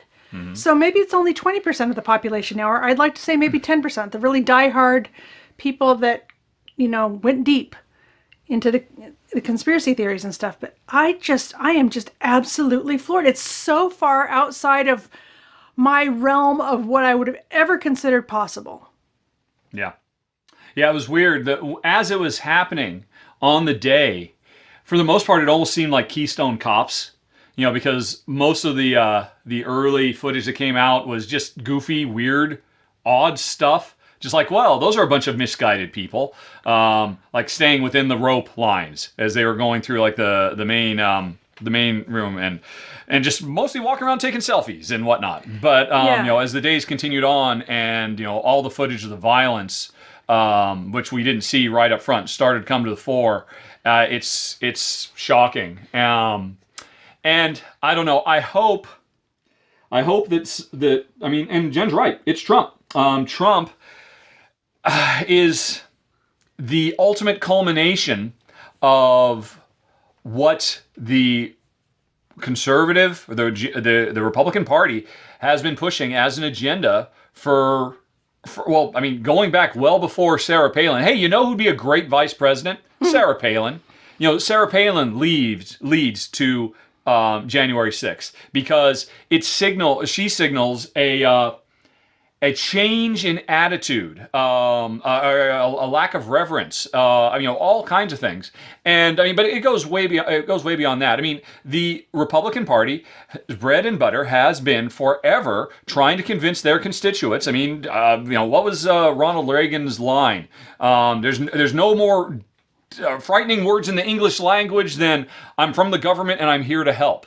They have been training generations of their followers to distrust government and only trust them and do what they say. And then you put somebody like Trump in charge who has no scruples and will not stop from coming around and saying the worst possible thing. Whereas, the Republicans, they just want, look, do what we say. And what we say is keep voting for us. What Trump says is do what I say. And what I say is charge the Capitol. Take hostages. Fight. Trial by combat, et cetera, et cetera. They were selling propaganda, sweatshirts and things that said Civil War on them that day. Yeah. Civil War. Yep. So, and I can certainly imagine Ted Cruz and the like. They're like, oh, this is just performative. This is just to rile the base, to make sure they'll keep voting for us. This is to feed meat to the base. But I appreciate that they probably didn't think it would really come to this. And now that they realize, oh, it did, and this was our fault, We fermented this. Okay, let's pretend it didn't happen, because they immediately go to, hey, let's move on, as opposed to, it's one of the singular moments in American history. world history, really. It's really unthinkable that it happened. So it was shocking. It was atrocious. It was a day of heroism, too, with Eugene Goodman. Talk about a hero for Black History Month. Yes. But, yeah, it was horrible. Just horrible. But anyway, there you go, Rachel. I don't think, really, anybody'd be surprised. On the podcast, I have often tried to, let's look at it from the other perspective. It's very difficult to do that now. It's so far beyond the pale. Yeah, I think people have crossed a line. Yeah, listen to, if you haven't, listen to, AOC did a live Instagram feed last night where she spent 90 minutes talking about what it was like to be there. As there were people storming around, she could hear them on the other side of the wall shouting, "Where is she?" knowing they were coming for her. It's just insane. And it makes it very, very difficult to say, well, hey, you know what? We all have differences of opinion, but let's try to put that aside. And, No, we need to have at some point, recognition that this is not normal and this is not right. Yeah. This is not a political disagreement. We can't go forward with this. This has got to stop. Yeah, this is not people just expressing their disappointment with the system. This is something completely different. This is, I don't want to say a bunch of spoiled brats, but let's just say people who want what they want and they will take it. Yeah. And they don't care. Yep, I just saw an article this morning. A sizable portion of the people who stormed the Capitol didn't vote. Didn't freaking vote. Well, good, because they would have voted for Trump. Well, yeah. But they had their option of how to affect change in the country. And instead, they have been hoodwinked. They have been lied to. Many of them have been lied to their entire life. They've grown up in a culture that has been supported and manipulated by the Republican Party. And again, for much longer than my lifetime. But, as Reagan said, don't trust the government. There's nothing more scary than the government. Only trust us, the Republicans, because we want to destroy the government. Oh, maybe you can help us destroy the government. And that's what led to this. And it's... but anyway, so there's spicy topic number 1 for the day, but we won't be done with spiciness. Anyway, though, Rachel continues wondering, out of curiosity, how long do I plan to wear the Black Lives Matter t-shirts? She thinks it's great that I do, but was just wondering. Okay. And also, P.S. Tell Jen I love using her glass bookmarks. They are awesome and my go-to bookmarks now. Oh, lovely. Thank you. Yes. That's awesome. I didn't know you made glass bookmarks. I make beads that go on bookmark findings, basically. Oh, okay, cool. Yeah. So she had to provide the bookmark? Or you have some? I had some. Yeah, okay. Cool. That is awesome. So, yeah, I plan on just continuing to wear my Black Lives Matter shirts indefinitely, really, because it occurred to me halfway through this year that I have a platform. Thousands and thousands and thousands of people see me every day. Except not right now. Except for right now, because Jen turned the camera off. I'm sorry. And it is, the more I thought about it, it's irresponsible of me not to try to use my platform to champion what I think is right. I respect Stan Lee. I respect, I can't think of the creator of Star Trek all of a sudden. Gene Roddenberry. And I'm nowhere near as big as that, but if I can do it, if I can just through rote repetition constantly make people be presented, bust their bubble and make them see, yeah, Black lives still matter. And they did yesterday, and they will tomorrow. And I'm going to keep repeating that.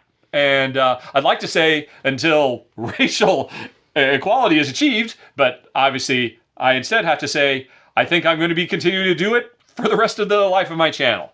I am mixing it up because I don't have to become a one-issue t-shirt wearer, so you'll notice I'm wearing Free the Uyghurs, Green New Deal stuff, gun control. I just got one about suicide prevention. I've started wearing that one too. So you'll be seeing more of them. But yeah, you won't be seeing Black Lives Matter stop, period. Because it's not something that can be fixed in 39 minutes. Yeah, and it's, it bears repeating. I will keep wearing them until it does not bear repeating. And I hope we reach a point where I can stop wearing them. But that's that. Yes, Honey Pie? You were about to say something? I just agree. Alrighty. Well then, let's move on to probably some lighter topics. We go to James, who apologized for skipping the salutation last time. Sorry, James, no biggie. I was just joking around. Alrighty, and he appreciated our response to his mail. He appreciates being able to act with creators on YouTube. And alrighty, so he has a long email. So now that you're showing them the whole emails, is there any personal stuff that you need to be careful about? I am being careful about that. Okay. Sometimes people, you can't see email addresses, just names. So still, people are just mostly seeing this is from James. Because you can see everything, but if you look over there, that's what I'm actually recording. Oh, okay. See, that's the top. I mean, that's off the top of the screen I'm recording. Yeah, but don't they often send you personal stories and things that... Yeah, and I read them out loud. So... Okay. Just checking. Yep. I mean, I think it's been fine so far. Okay. But anyway, so James writes a lot of text. And when I get a really long one, I'm just going to kind of skim it and look for the question, because generally what I do is, and it looks like he's got golden rule, platinum rule questions. Oh, no. Yep. It looks like golden rule, platinum rule is joining the tabletop simulator repeat. Maybe we'll get a, was Marty really have character growth in Back to the Future as well? Let's see. So, all right, we're just going to have to skim this really quick. Sorry, folks. In fact, I'm just going to pause and read it really quick so I can respond to summarize James' questions, and we'll be right back. Or no, we won't be right back. I'm just going to pause, and you won't even know it. Okay, yes, this is a long one. If you're watching on YouTube, you can go on ahead and pause and read the whole thing for yourself. But James was basically making another counterpoint about the platinum rule versus the golden rule. And as a summary of that, because 2 months ago I'd never even heard of the platinum rule. Golden rule, do unto others as you'd have them do unto you. Platinum rule, do unto others as they would prefer. Or it's a better way to put it, but it's basically... golden rule is treat others how I would like to be treated. Platinum rule is treat others how they would like to be treated. That's basically what it comes down to.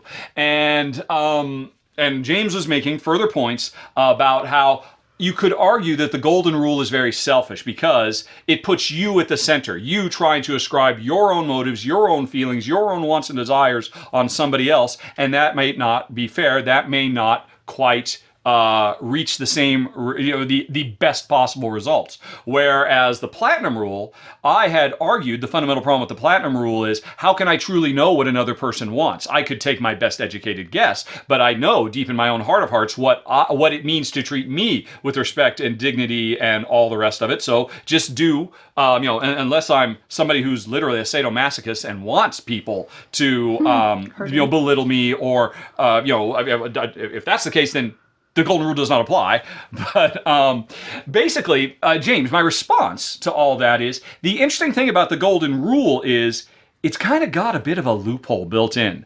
When I say I would like you to do unto me, or do unto others as you do unto yourself, part of what I want people to do when they are thinking about how they want to attract me, or how to interact with me, is take into account my feelings.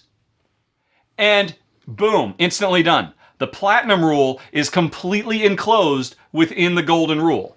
Certainly, as much as anything else, I want people who deal with me in a day-to-day life to treat me, but to take into account my wants, my needs, my situation, my circumstances, or whatever. That is how I would want you to treat me, and that is why I should treat you that way.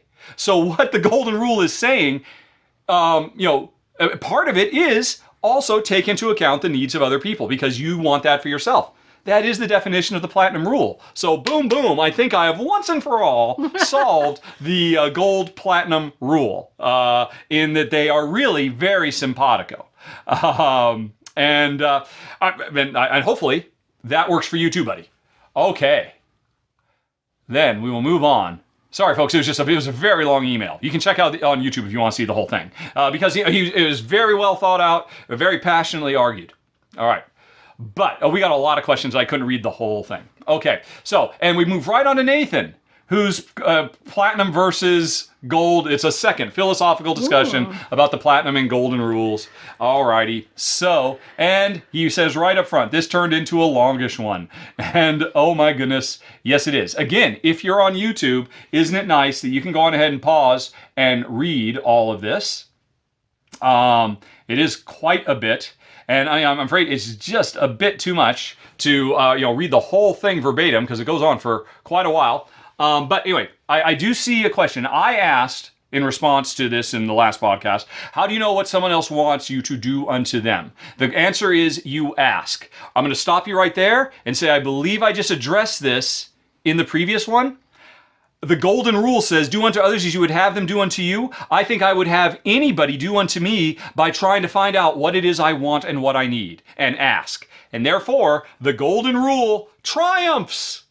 Because this is really, at the end of the day, a closed cage steel match between gold and platinum and nothing else. When in fact, this is all, all of this is just, different twists on the, just be a good, kind person and try to treat others with respect and try to walk a mile in their shoes. I have said on this podcast many times over the years when people have asked, and I don't know why they keep asking me this, but what is the most important trait in humanity? And I've always said empathy. And I think, James in the last one argued empathy is the definition of the platinum rule. I would say empathy is the number one way you should treat everybody. It's how I wanted to be treated empathetically, and so the golden rule still applies. Alrighty. That's very tidy. Yes, I've wrapped it up in a nice little bow. And then we move on to hobbies, because Nathan points out we seem to spend a lot of time on board gaming. Is it still a hobby, or is it a job now? And what hobbies do we have outside of board games? James is specifically thinking things like clubs, sports, theater, bowling, etc., etc. Avoiding getting COVID? That's my favorite hobby. Yes. Also things like collecting, comic books, Legos, raising chickens, etc. So, Honey Pie, what are your hobbies? Gosh, I've always said walking the dogs, scuba diving, knitting, glass, of course. I like crafting. Basically, here's the making thing. anything. Here's the problem. You said glass. Glass is not your hobby. Jen has a tendency to try to turn her hobbies into careers. Many years ago, she got a master, when we were living in Oregon, she actually took the course and got a master gardener's degree. Jen is a certified master gardener, I believe. Yeah, it's not a degree, really. It's just you're a master gardener. Well, it sounds good. Okay. And so what did she do with that? She tried to become just, enjoy her garden more? No. She tried to make a scented geranium business. Because she couldn't just have it as a hobby, gardening. She had to try to turn it into a career. And she can't just make glass for fun. She determines how well she's doing by how well she sells. And you have not tried to turn knitting into a career yet. No. And why is that? Why aren't you trying to sell these scarves on Etsy? Because they too slow. $7,000 for a scarf. They had to pay me for my time. That's how much they'd have to pay. Yeah. So you better like this one that I'm working on. I've been working on it for 3 years. It looks great. I'm very excited about it. Here's the thing. You could say, oh no, but Jen clearly just does chickens out of the love of chickens. It's just a hobby. Nope. Jen has often thought, well, you know what we can do? If we get enough egg throughput, we could sell these excess eggs. So the chickens are self-sustaining, paying for themselves. They're an enclosed ecosystem, economy, business thing. Yep. That's just the way Jen thinks. Can't help it. Yep. And it's kind of rubbed off on me, I guess, because I just like board games, but I've turned it into a career. So non-career hobbies. Okay. I would say you're all right, knitting. You are doing that for no reason. There's no financial gain to knitting this scarf and the hats you've made and other stuff. So that's one hobby I think you have. Yeah, scuba diving is a hobby that we've enjoyed. But we haven't done it for years. We moved to Malta. Oh, we're going to watch scuba diving. We never once got our toe in the water in all the years we lived in Malta. I did a lot of snorkeling. Yes, but... And there's not a lot to see in Malta. People come from around the world to scuba dive the Malta shores. They have some of the best wreck dives in the world, is what I was constantly told. And we always talked about it. We just never did it. Yeah. Another hobby I would say we used to have and have not done for years is geocaching. Yep. Geocaching, I would say, that's probably the closest we've come to a sustained hobby where we didn't either stop or try to turn it into a business. But we haven't done it for years now either, which is too bad. When did we stop? We did a lot of geocaching when we first moved to Malta. Yeah. And then we just stopped doing it when we went on trips, and there wasn't really much to do in Malta. And Well, we used to do it with Dad and Nance. Yeah. On the trips with them, so I wouldn't say we stopped. I think we haven't been traveling much. well, maybe. Alrighty. So, and for me, my only other hobby is TV, is media consumption. Jen, I guess I think people would consider Jen a hobbyist book reader because she reads such high volume of books. She's not a casual book reader at all. She is very, very serious about her book reading. So I would say that's a real hobby for her, but not for me. Me, it's just consuming media, and I mean, we started jogging for a while, but we didn't stick to that. We stopped doing that. So there is walking the dogs, but I mean, for it to really be a hobby, I think that had to be, okay, where are we going to get in the car and drive to today? What entirely new place are we going to, and whereas like, no, we just walk the dogs in the evening. So that's more of a ritual than a hobby. Yeah, I suppose so. Yeah. So we're kind of hobbyless. I like making anything. I like going to classes and just doing little one-off classes of, silk painting or, what's that painting called? The drippy painting? The pour painting. Paint pours. Did that for a little while. Got some stuff. But I mean, none of those ever turn into ongoing hobbies, though. Those are just like, oh, that was a fun, interesting thing to do, and I'm done with it now. Let's move on to the next thing, pretty much, right? Although you often do invest and say, no, I'm going to do a lot more of this, and then it just never happens. So, I don't think they ever convert. You go in with the best of intentions, hoping it'll turn into a hobby, but then it doesn't. Well, I think also we just have full lives. And so you have to pick and choose what you're going to spend your time on. And the majority of my time I like to spend on glass. Yes. We do have a lot of games. So by full lives, lives full of games is basically what Jen meant, which is a bit odd.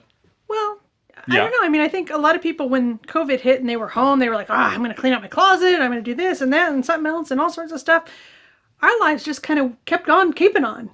We just have busy, and we lived on Malta basically in a COVID situation for 6 years, in that we were pretty much self-isolating anyway. Yeah. So, this is just how we live. Yep.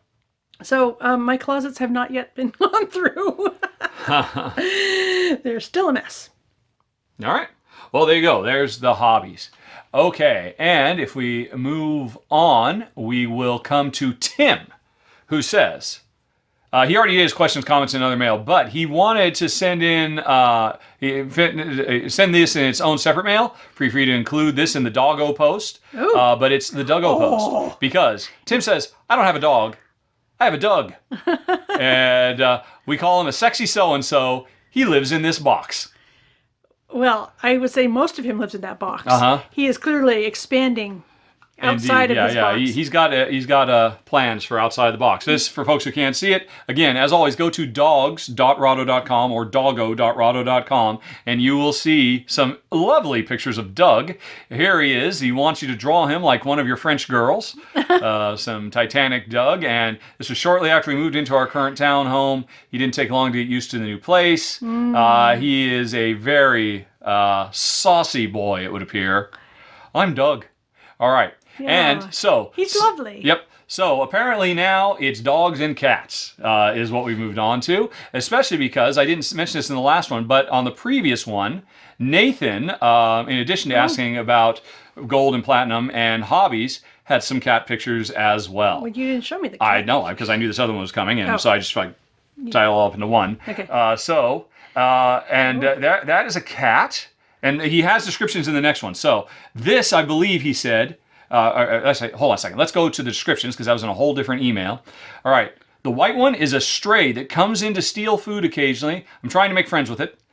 The comma is Gravy, my brother's cat that I'm looking after. And the half and half is Kitty, my rescue cat of 5 years who died early last year. We're very sorry about that, Nathan. Hopefully Gravy is filling in the gap. But so this is the wild cat who sneaks in to steal food and who maybe will become a member of the family, although doesn't look like he trusts you. He's looking a little suspiciously. Definitely giving you the side eye. And again, folks, these are at dogs.rahdo.com, these cat pictures. And then this is the watching the comma, so that must be the shape of the cat. It's a comma. That's cute. Yeah. And then we're very sorry. Oh, he's man. Lovely. Yeah, that was the best kitty pick. Alrighty. Well, thank you for sharing that, Nathan. All right. And so we had that, and then we also had Doug.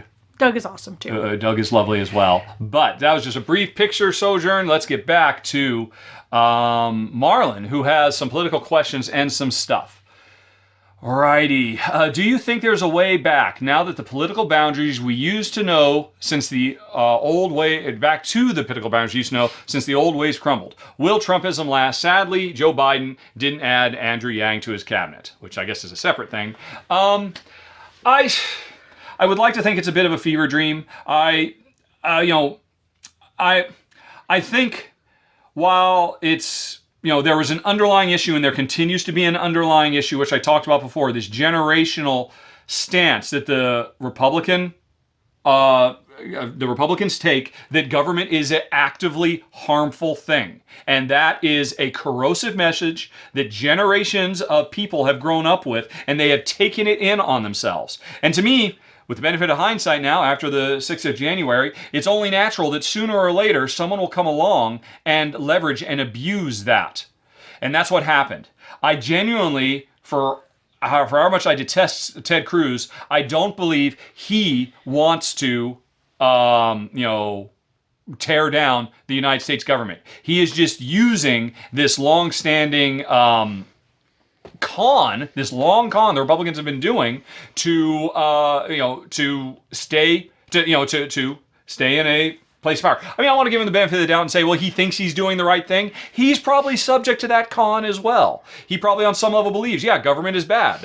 He was a what is it called? The teacups, the Tea Party? Yeah, he was a Tea Partier. He came to Washington to tear government down. So, but I think when faced with, this is what tearing down government, I suspect you won't be seeing quite as much from them. And with Trump completely sidelined now, I think that's good. You unfortunately have, Marjorie Taylor Greene, and it would be interesting to see.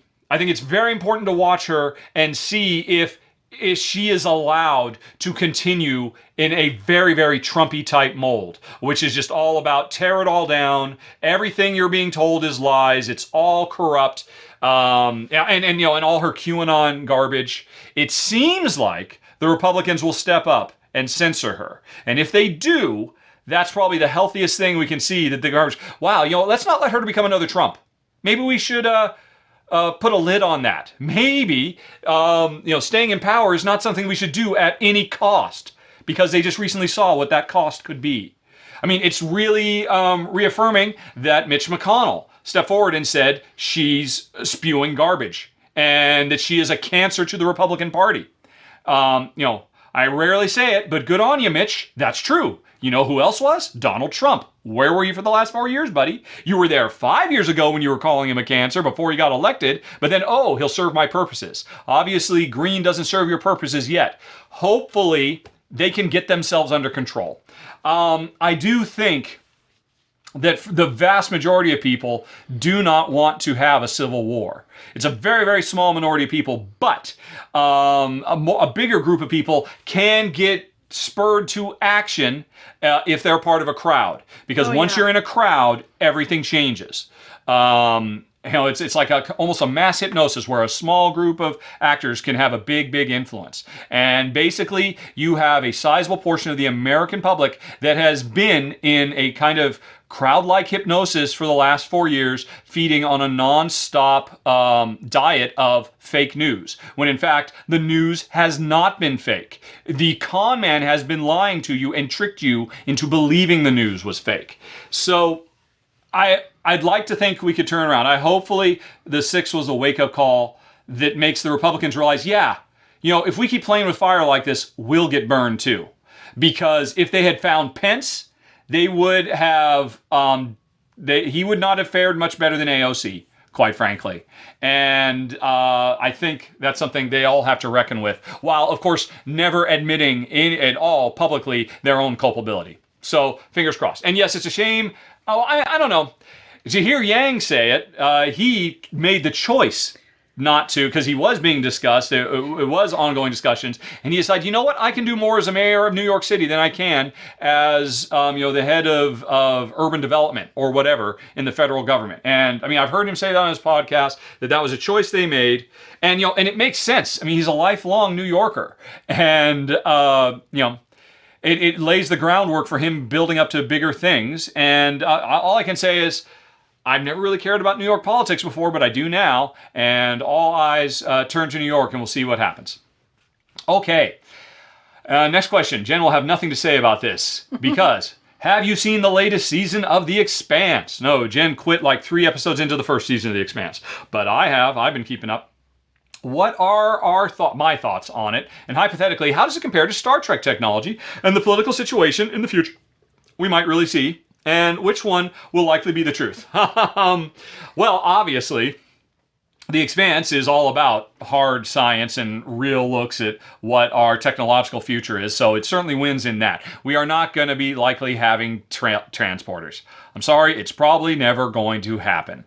But holodecks aren't too far outside their own, or the equivalent of holodecks are certainly on the way. And but yeah, so I mean, they both get some things right, because The Expanse, I believe, does it's in such a rush to have such a pessimistic of, oh, you know what, all of mankind's problems will be with us forever, because what you're talking about in the 3rd season or whatever, the 5th season now of The Expanse, the whole storyline is about what's effectively happened. There's now a 3-way schism between Earth, Mars, and the Belt, and a Belter has basically become the science fiction equivalent of Osama bin Laden striking out against Earth, and it's basically plunged the whole system into the brink of war and all this kind of stuff. And so it's obviously very, very timely. I don't believe that's our future. I do believe the Star Trek future of what's it called? When you don't have any resource problems. I can't think. Why can't I think of it? Post-scarcity. Post-scarcity. We do have a post-scarcity future. Some of us will have it sooner than others, but it will eventually be here for all. And you know what? It's possible there are people listening to this podcast where it might happen to them in their lifetime, quite frankly. It could come on pretty quick with the advent of AI and truly reaching technology where human beings don't have to do anything. That's the fundamental thing that The Expanse gets wrong. Every time I see on The Expanse, oh, we need pilots to fly these ships. No, you don't. In the future, you do not need pilots to man the guns or fly the ships or load the ships or all these menial things or be the bartender. All of those jobs will be gone. Everything is going to be automated. And it's going to fundamentally change what it means to be human. When the only things we can do, if we want to think of them as a career, are creative and all about helping and outreach and about making scientific breakthroughs. That's what people will be raised to do instead of raised to work in a coal mine, because there will be no coal jobs, there will be no driver jobs. And so Expanse gets it wrong. Star Trek gets that right. So I think we're probably on the way to Star Trek, and yeah, Expanse is maybe a step we have to go through to get there, but I think post-scarcity in America could be here now. I'm sure everybody's heard many, many times that more food is thrown away in our country every day than is needed to feed every single person. We throw away more food than we would need to feed everybody. There is more empty, vacant housing in our country than there are homeless people in our country. We could give them all someplace to live. There is more than enough for everybody here. And it's just the old-fashioned, I got mine, Jack, pull yourself up by your bootstraps attitude is holding us back on a species level. And we will eventually get over it, because it's not too far in the future that you will not be able, the majority of jobs we know of today will be gone. We will not have doctors. We will not have lawyers. We will not have accountants. All of this stuff will be gone. And we will have a reckoning. And rather than kill each other, we'll realize, oh, we have more time to play games now. Maybe we should do that. Or garden. Or garden. Or write poetry. Or take pictures. Or help our neighbors. Or spend time with our family. Yeah. And that is our future. We just have some bumpy roads to get over to get to it.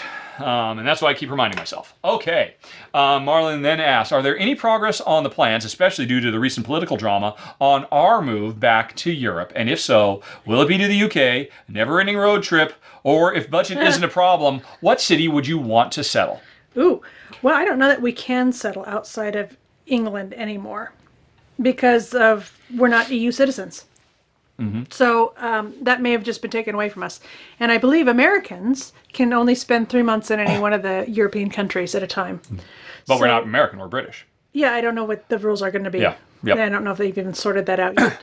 But so that kind of put a kibosh. When we became British citizens, we thought this is great because now we could live in France, we could live in Italy, we could live in Spain, whatever. It was all fine. Yeah. It was very, very exciting future. Yep. Except for a whole bunch of conservatives in England who basically conned a bunch of people based on racist issues into voting against their own best interest. And, what do you know, we voted against our interests as well. Yeah. Trump is an aberration. Brexit is a systemic wound.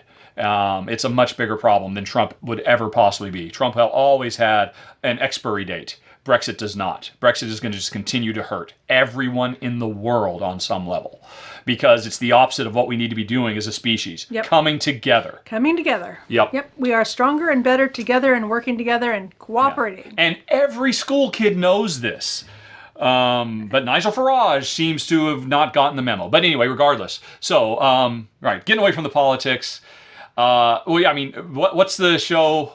There's a Walking the Devon and Cornwall Countryside with Julia Bradbury, I think. Or We've words been to that enjoying effect. that, yeah. Yeah, which is just Julia Bradbury walking around Devon and Cornwall. Yep. And seeing people and talking to people, and that's like UK porn for Jen. Every episode she just brings up British equivalent, hot pads websites. Okay, what are houses going for in that area? Yeah, I did. Yes, she does. I did, yeah. So, I think actually I loved living in England though. And there's so much of England I haven't seen yet. And I think it's the sense of history maybe, or the sense of timelessness that England has that is so attractive to me. And I don't have that same feeling about America because it's a much younger country. Mm-hmm. So as much as I've been enjoying living in America and living in Washington State, the beauty and the mountains and the sea and the greenery and all sorts of wonderful things. Yeah, it's been wonderful. I still think not maybe. My heart still belongs to England. I would like to propose, as I have on several occasions, thinking a bit more northward. How about the Scottish glens and the Highlands and the lochs and all that? Because I would personally rather move back to England and while we still can, take up residence in Scotland, do our time there to get Scottish citizenship in time for the inevitable breakup of Scotland leaving the UK. I think it'll happen in our lifetime so that they can rejoin the EU. And I would like to ride on their coattails. Never mind the fact that my favorite accent in the world is Scottish. I just love listening to Scottish people all day long. I was so happy working with Jen and John and Angus at Lionhead. I just could just talk to me. I don't care what your problems are. I'm not going to fix them. I just need you to tell me what your problems are, and I'll be a good listener. I can't even understand what you're saying. I cannot understand you, but I didn't can. Yeah. Right. So, yeah, I wouldn't mind Scotland, except it's cold. But it won't be. 50 years from now, South England is going to be very unpleasant. South of England is going to be like south of France, south of Spain, and Scotland is going to have the climate you want from England. Do you think the midges will go away? The midges are a problem. I think science will solve the midges eventually. Okay, maybe we'll just walk around wearing like beekeeper outfits. There you go. Midge outfits. Yeah. But yeah, I think we're definitely. Although I wouldn't mind also coming back here, say in the wintertime or something, and spending some time in the States in England's winter, because it is a bit dreary, darling. Well, like I said, give it 30 years. Okay, that's true. It'll be a very different situation. Yep.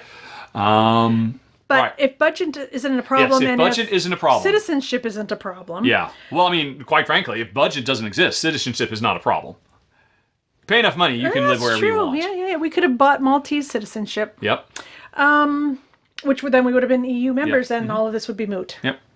Anyway, I don't know that settling in any one place is on my radar at this point because I haven't found anywhere that I love enough to settle. Other than like I said, my heart does love England. But I would like to spend a sizable portion of time, 3-6 months, get a long let time in Rome.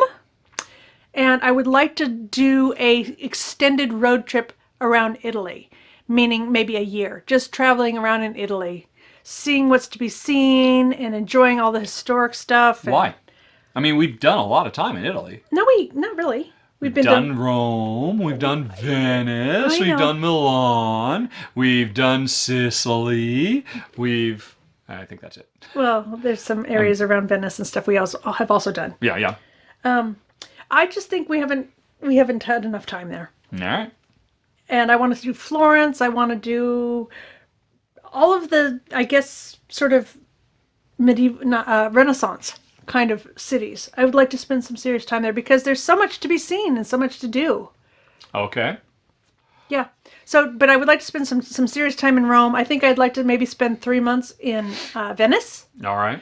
And Jeez Louise, really? I know.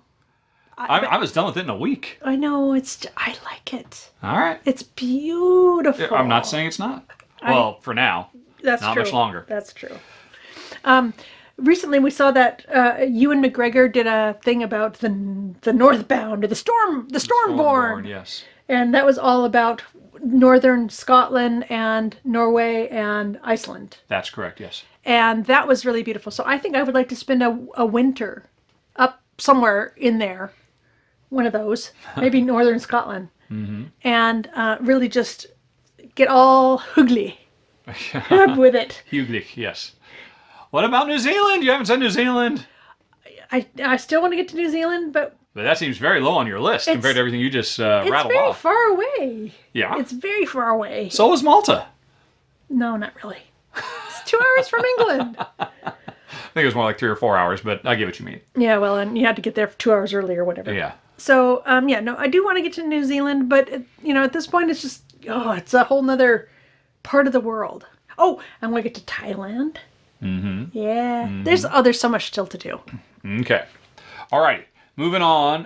Can Jen say something about the latest books or podcasts that have made an impact on her habits or life insights? Oh.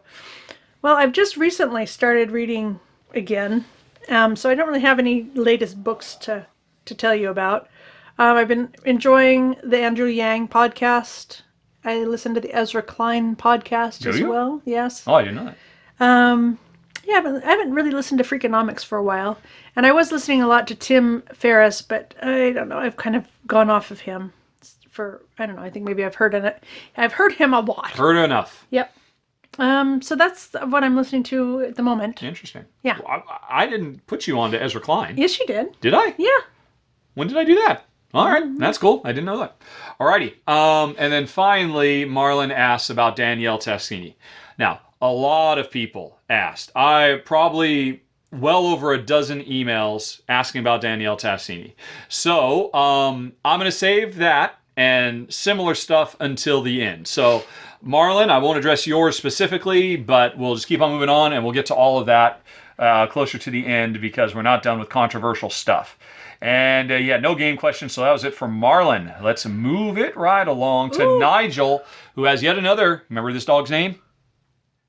No. Charlie. Oh. It's Charlie. What's happened to his face? He seems to have some mud in his eye. Got mud in your eye, Charlie. And Nigel hopes we're doing well. Again, folks, go to dogs.rahdo.com. Anyway, Nigel continues. Following the announcement by board. Okay, yeah, this was another Danielle Tassini. The only reason I left this in is because I wanted Jen to see Charlie. I think he did say something. He said, where was it? He had a joke. Oh, yeah. The attached picture of Charlie after he got into a mud puddle and came out with a new romantic look. Yes. Eyeliner. Yes, he's got some eyeliner, and he is a noble beast, that Charlie. We love Charlie. Okay. We'll get back to Tassini in a bit. All right. Moving along to Andre, who's a longtime supporter of the show. Another Tassini email.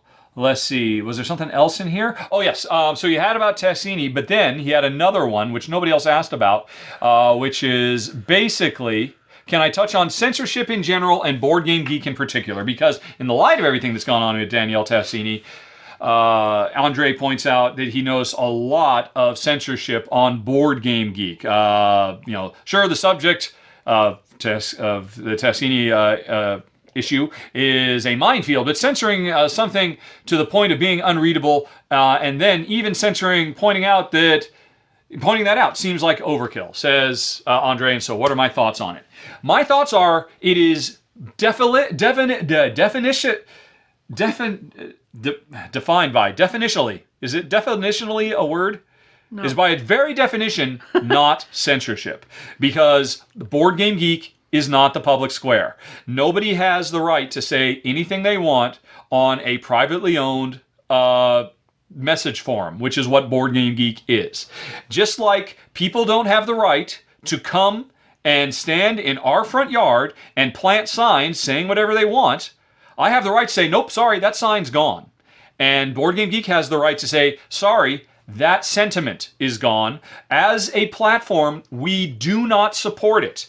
We are not interested in an equal and fair exchange of ideas if one side of the ideas we find to be toxic and problematic. We are not interested in providing a platform for that.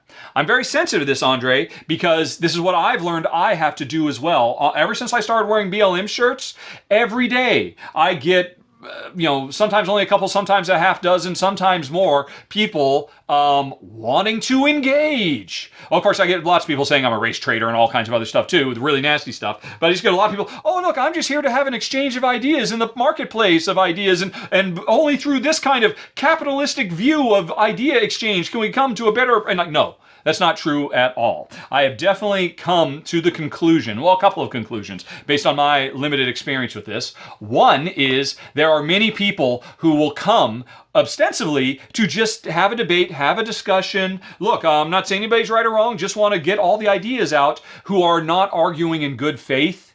They're called sea lions, and all they're there to do is just spread their ideas and completely deflect anything. And I have seen it now too many times and I recognize nothing good comes from it other than it just sucks me dry. And so I just got to the point where I created blm.rahdo.com, and when one of those people posts, I say, please see blm.rahdo.com, and then I delete their post. I censor them. But again, it's my front yard. You don't get to come to my front yard and post an All Lives Matter sign, because to heck with that, I will say, because children might be listening, although they probably shouldn't be by now, but I'm still trying to keep it clean. And that's what Board Game Geeks has decided to do as well, and honestly, I do support it. And it's an unenviable position because, I mean, you're right, it makes a minefield of some threads. But you know what? There are many, many other threads, and Board Game Geek, more than anything else, its charter mandate is to spread positive, uplifting message of board gaming. And that's it. It is not there to give a voice to people who think that, well, you know what, there's no such thing as systemic racism, really. The Ben Shapiros of the world, they've got their own platforms they can go on, and Board Game Geek doesn't support that, and I don't support it, and I support Board Game Geek not supporting it. And at the end of the day, Board Game Geek is not a government entity. They are under no obligation to give anybody the right to just say whatever they want. In much the same way, we are not legally allowed to shout fire in a crowded theater, and I don't see anybody having a problem with that. I don't see I feel like I should be able to shout fire in a crowded theater. You know what? You'll get kicked out if you do that. And if you shout censorship, well, you're being kind of silly. And if you want to come to Board Game Geek and express, basically taking the stance that, you know what, everybody has a right to express their opinion, whatever it is, that means on some level you are, what's a better way to put this? Sitting on the fence and not taking a side is implicitly supporting the worst side. Allowing the side that says all lives matter and other thinly veiled racist tropes is not something that Scalt and Borgamy want to do, and it's not something I want to do either, because if you're not full-throated in favor of positivity, inclusivity, equality, you don't have a place on Board Game Geek, and Board Game Geek is fine if you leave. You can leave and go someplace else. There are many, many other places you can go. And I think that's totally fine. And I don't view it as censorship. I view it as taking control of a community that they want to maintain. And that's fine. So, I don't know if you have anything to say about that. Hey, Pyre, should we move on to the next one? I would just say almost setting a good example is what he's doing. This is the water line we are going to stick to. And yeah. Yep. We do not go below this. Sounds good. And that's fine with me too. All right, Kelly is back and wonders if we've ever considered moving my mom to Malta or England rather than coming back to the US. Believe me, that was definitely our preferred solution to the problem. We really wanted to do that. We did a lot of research into what would have to happen. For her healthcare needs as an American living overseas and the rules and all that kind of stuff. And while Mom never had any interest in moving to England, she really wanted to move to Malta. When she first found we moved to Malta, she literally went out and bought dream luggage. Suitcases. Basically for an aspirational, someday I will pack these suitcases and I will go to Malta and I will see my son and my daughter-in-law, and it's a dream of mine. In part, as silly as it sounds, because Popeye Village is there. And but there are other reasons too.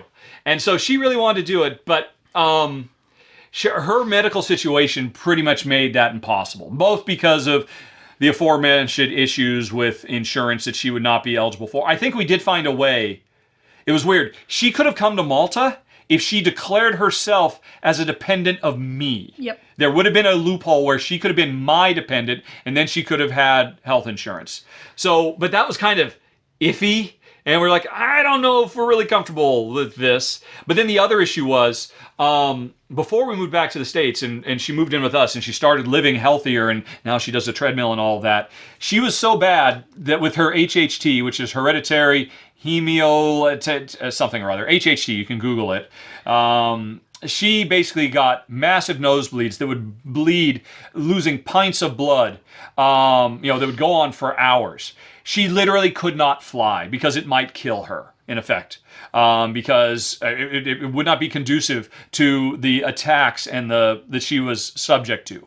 So she was terrified of the idea. She always wanted to. We often talked many times about, Mom, we'll put you on a boat. Yep. We'll put you on a slow boat. All the research for that. Yep, we did a lot of research on all this stuff, but in the end of the day, I think inertia is a powerful force. And fear is a powerful force, and it didn't work out, and it had gotten so bad, her situation was so bad, and it just became obvious. Okay, she's never going to come to us. We have to go to her. Yep. That's basically what it came down to. Okay, and then Kelly also asked, how do I rank the Marvel Comics universe movies, the MCU? You're in luck, Kelly, because completely unrelated to this, I recently stumbled across a website. Oh, what's it called? Oh, shoot. It's a movie database. It's like Letterboxd, I think. But without any... let me look. Letterboxd. Yeah, Letterboxd. I will log in. And anybody can do this. If you go to letterboxd.com/Rahdo, I think? Is it /Rahdo? Is it as simple as that?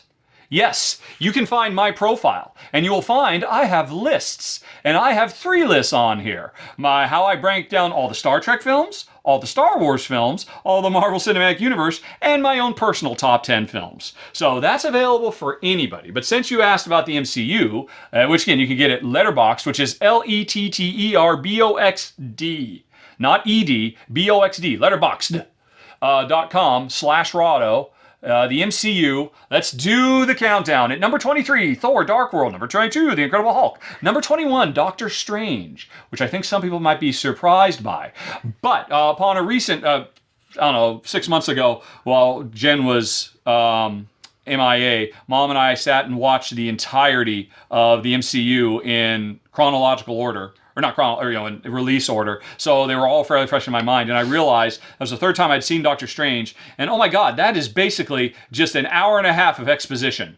That is just an hour and a half of explainer box. And I mean, it has very little. The whole do, say, do, don't say, or whatever. It was all say, very little do. So I rank it down, even though I like it. I like all of these movies, and I love most of them. But anyway, number 21, Doctor Strange. Number 20, Iron Man 2. Number 19, the original Thor. Number 18, Black Panther. Probably another controversial, seeing as how I believe it's the only one that's nominated for an Academy Award, and with good reason. And it's a great movie. The special effects really let it down. Because it was such a rush job of a movie, as I understand it.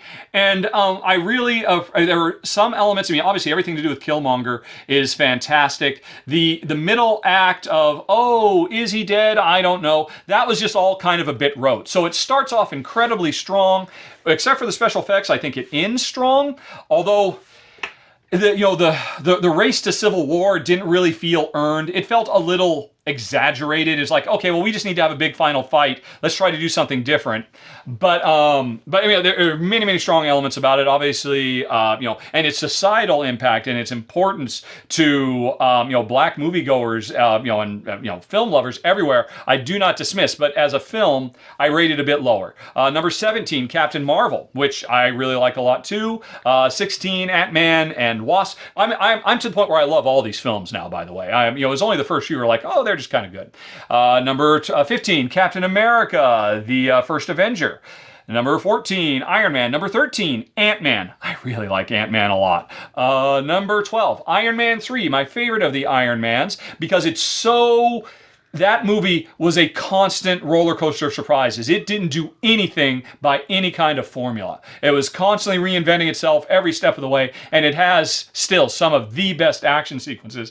I think Tony rescuing the people falling out of the plane might be my favorite action sequence in all of the MCU. Although him fighting with only 3 pieces of his overall suit was amazing also.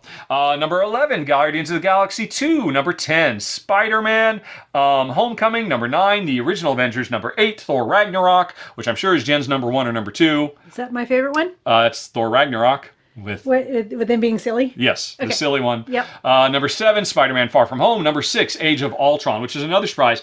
I think Age of Ultron is fantastic. I don't know why it gets so beat up. I think it's pitch perfect. I think the second act, when they basically spend 20 minutes out on a farm just talking through their problems, was amazing. You don't see anything like that anywhere else in the MCU. I mean, it's phenomenal. Number 5, Guardians of the Galaxy. And now this is weird. Number 4, Winter Soldier. Number 3, Civil War. Number 2, Infinity War. And number 1, Endgame. So clearly the Russo brothers take the top 4 slots. It's just amazing what they've been able to do. They're all fantastic. Avengers Endgame, I am a bit embarrassed to say it, but I'm not, because I'm okay with it, is also my number 1 movie of all time, quite frankly. Although I like to think of just the entire MCU as one big movie when it boils right down to it. One big, 50-hour movie. That's pretty cool to me. So that hopefully answers the question. If you'd like my top 10 movies and how I break down Star Trek and what was the other one? Oh, Star Wars. All of that at letterboxd.com/Rahdo. And totally, I did not expect this. I just done this on my own, but how fortunate. Because I do get asked this question quite a bit. And so you came along at just the right time, Kelly. Okay, do you have anything to say, Honey Pie? What is your favorite Marvel movie?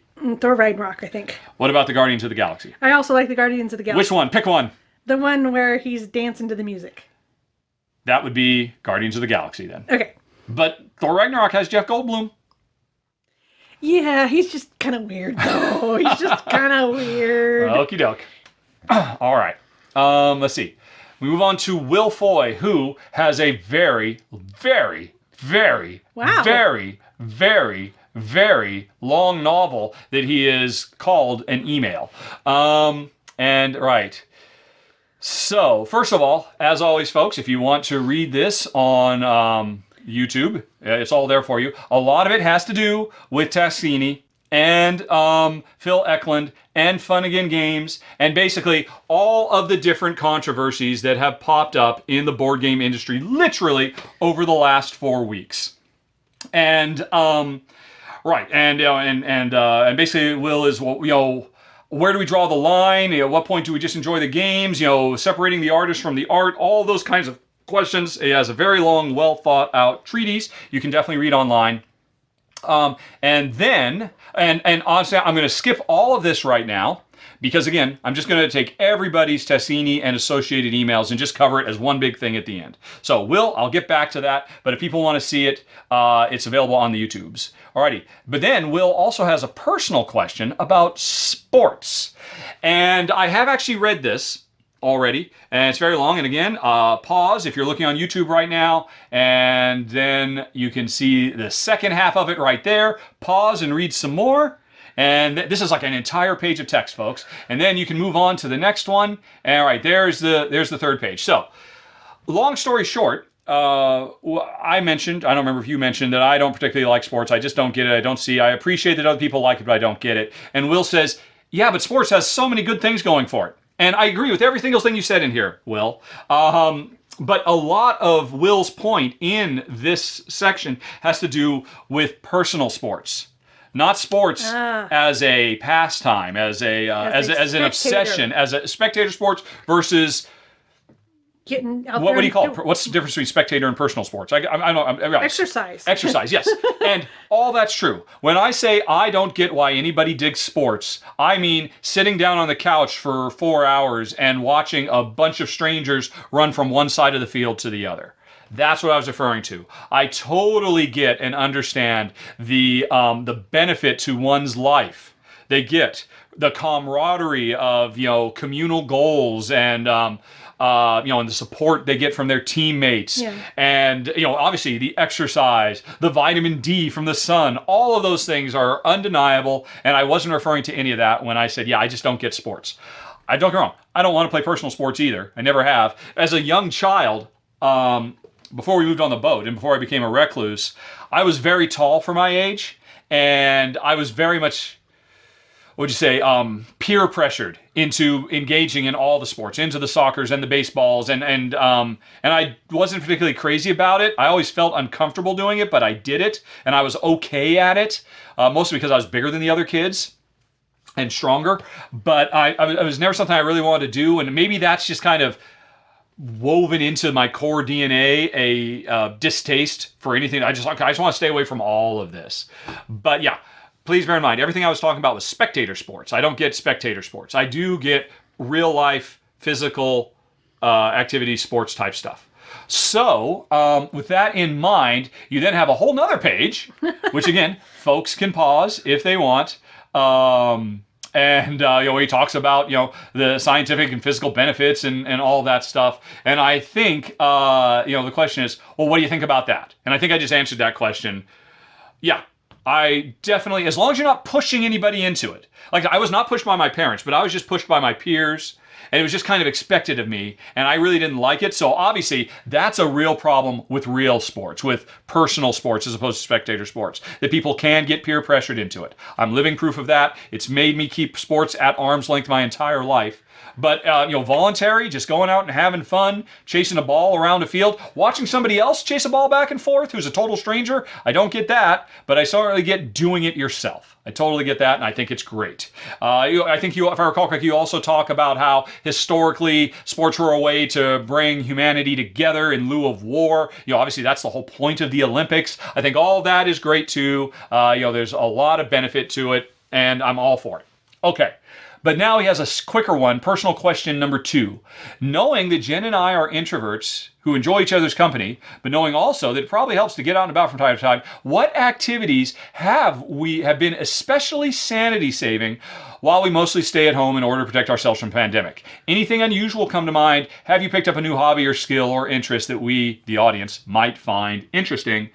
And thank you, etc. And of course, we kind of talked about this a little bit with the hobbies question.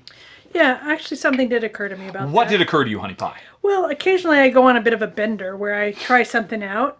And just lately, I decided I wanted to check out heritage grains.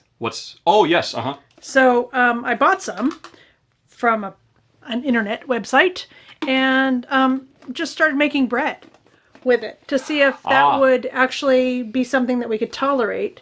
Meaning that maybe our problems with grains are the modern ones that have been, mucked about with. And so I would say that's been kind of fun. And I tend to do that anyway with learning, some recipe or going off and doing something. I like to drink. So No. I have also bought something called Brewsy, Brewsy, just recently, and also one for my parents because I think they would enjoy it. And basically, it's yeast, and you stick it in juice, and it makes alcohol, and so you can make your own stuff. And I thought, oh, that sounds fun because I've tried doing it in the past, just using wild yeast and things like that. I would say that's kind of fun. Okay. Not that you do any of that outside. What do you So, mean? I mean, well, we moved on to your hobby-ish type stuff to do outside. No, it's But, anything during the no. He said what? It's all because his whole thing was about outside and doing sports and stuff like that. Oh no, you're right. You're right. Okay. I was reading between the lines. Right. No, but that's why get out from time to time. You don't get out to make bread. I don't know. I guess. So Anyway, it's kind of follow like up to taking the a little previous mental question. break. Follow up to the previous question. Yeah. Jen has been hobbying with yeast. Yeast. Yeast-related activities. But to Will's specific one, stuff that gets us out of the house from time to time as a sanity-saving measure to get away from being cooped up. And we don't need that as a sanity. I don't know. I don't at all. Do you find being cooped up to be problematic? I think because my studio is out of the house, that helps a lot. Yeah, it's it's in our garden, but it's outside the house. Yeah. I also walk the dogs a couple times a day. Yeah. And that's getting out. So I don't think I've needed anything beyond particular. that. No. Yeah. I mean, I've felt really recently that I would like to start getting out in the state of Washington and seeing more of these places that I have never been while we're here. Like when your sister and her kids were there and you went up to St. Helens, Mount I think? St. Helens, yeah. I mean, I'd been to Mount St. Helens, but not in 20 years. But yeah, I mean, there's just so many beautiful places, and we just tend to stay here and walk in the same places we've always walked. Yep. So I think that's something this year, especially as we get vaccinated. We can go out and have day hikes, or go drive somewhere that has a nice hike for an hour or two. Well, you know what could drive that? Geocaching. Yeah. Dun, dun, dun. Woo! Yep. Okay, sounds Okay. good. All right. Thank you, Will. Sorry I didn't go deeper. I mean, again, I read this whole thing so I could be prepared to answer because there was just folks, you have no idea. Will wrote a lot, and I really appreciate the thought and time you put into it. I did actually read it, and largely, I just agree. And I effectively misspoke last month. Okay. Joe says, "Hey, Rahdo, you probably got this from others." No. Oh, wait, oh no. That was a follow-up. Oh, no, this was... So, I forget, it was last month or the month before, somebody asked a question about the Great Reset and what our thoughts were about various things. And Joe, it must have been Joe, because Joe said, "Hey, I just want to be clear, clear any information. There was no... So, for people who remember the question from a month or two ago about the Great Reset, there is no proposal related to the Great Reset that has anything to do with the seizure and redistribution of property. It's an entirely capitalistic proposal that emphasizes sustainability and the economy that serves all citizens. The question you received was full of ideas springing from conspiracy theories that were concocted shortly before the reset was publicly proposed." And I think I do remember this, Joe, because after I'm done, I do read, and I think I went and I looked into this up a little bit, and I'm like, oh my gosh, is Joe a monster? Because he was asking all these really kind of crazy conspiratorial, like, Big Brother-y type things. And I'm like, ooh, okay. Well, I don't agree with any of those. And Joe's just stepping up and saying, I don't agree with them either. I was just seeing what Rahdo thought about all of this kind of stuff. Well, I didn't agree with it, and I still don't agree with it. And I do... I don't know that something as extreme as what Prince Charles and others were proposing is necessary. I think we're going to get there in a much more organic way. But I do appreciate the thinking. Okay. Hey, there's going to be a dog pick in this one, Honey Pie. Martin warns up front. Okay. Let's see here. And the question is, when someone is getting a dog, do you recommend adopting from a shelter or buying from a private seller? I got my cocker from a private seller for a song because I couldn't find anybody to adopt her. I've sent you a picture of Zoe before, but here's another one. It's Zoe who's asleep, a sleepy pup. Which, again, folks, you can see at dogs.rahdo.com. So, Honey Pie, the question. Shelter or private seller? My feeling is Shelters. Because these dogs are here. Yep. And if you buy from a private breeder, they're just going to be encouraged to breed some more. Yes. Whereas shelter dogs, if you can save the life of that dog and you create a spot for another dog to come in and have their life saved as well. Yes. So that is passing it forward. Now, of course, paying it forward. Paying it forward. I mean, is there any issue if I were to play I don't know. I mean, aren't shelter dogs problematic? And and I don't really have. I need a well-adjusted dog, and I mean, what about that? I think quite often that problem dogs have problem owners. And so if a dog is given up at a shelter because the owner can't handle it, it's most likely because they have not put in the time and effort to train the dog, or they have these fears or whatever it is that is actually impacted on the dog. And once the dog gets a new owner, it then responds to its new situation. Yeah. Now, I think dogs that have been trained to fight possibly are the exception to that rule. I don't think that they can't be trained away from that, but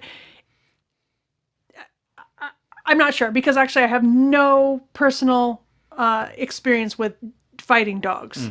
So that's kind of my caveat with that, and it would need more research. Your point is dogs live in the now. Dogs live in the now. As a general rule, they don't process trauma quite the same way we do.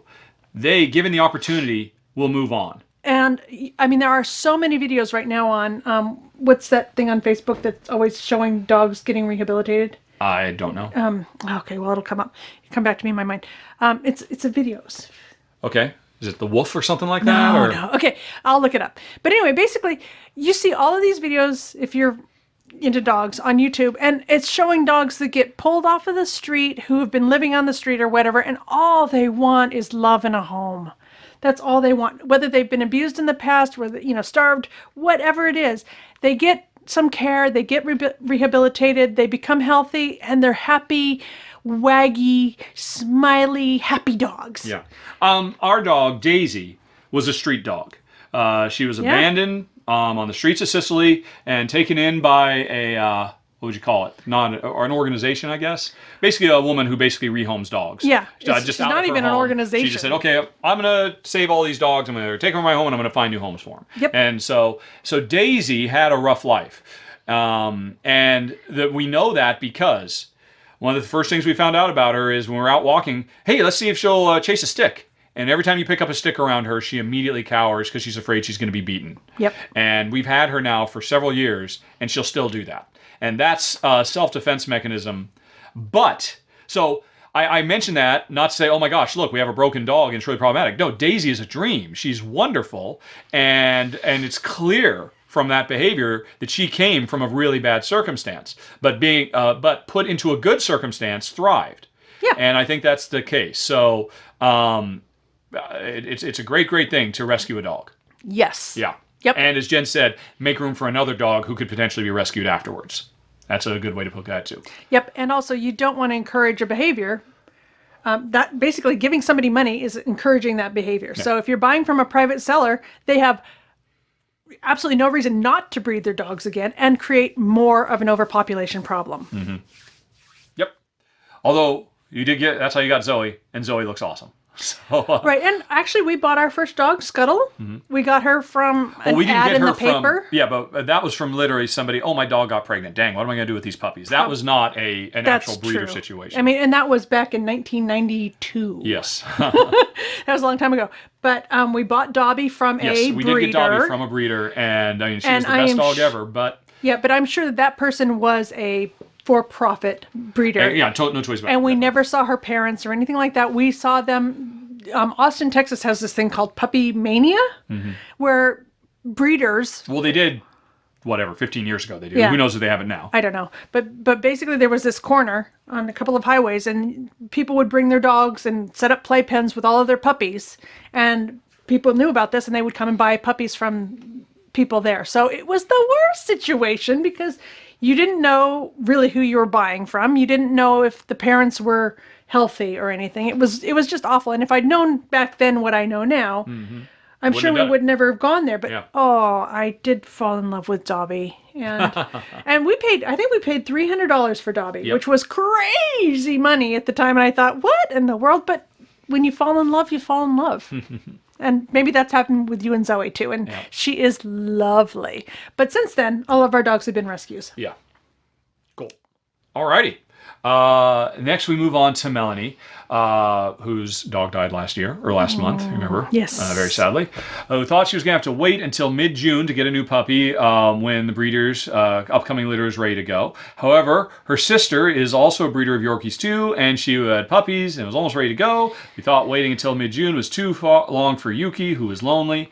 Here's a photo. Honey, you are not ready for this photo. No, no, I've seen this Yorkie photo. puppy. Here's a photo of my teenage son holding our puppy at 7 weeks. Folks, this picture, you will melt your heart. It'll be on doggo.com. Not quite 2 pounds yet. 6 weeks until we get him. Oh, okay, you haven't gotten him yet. We got to pick him out of 2 puppies. It was a very hard decision. And here's the picture, honey pie. Oh, very cute. Can you believe that? Yes. Can you dig it? I can totally dig. That is exceptionally, almost obscenely cute, quite frankly.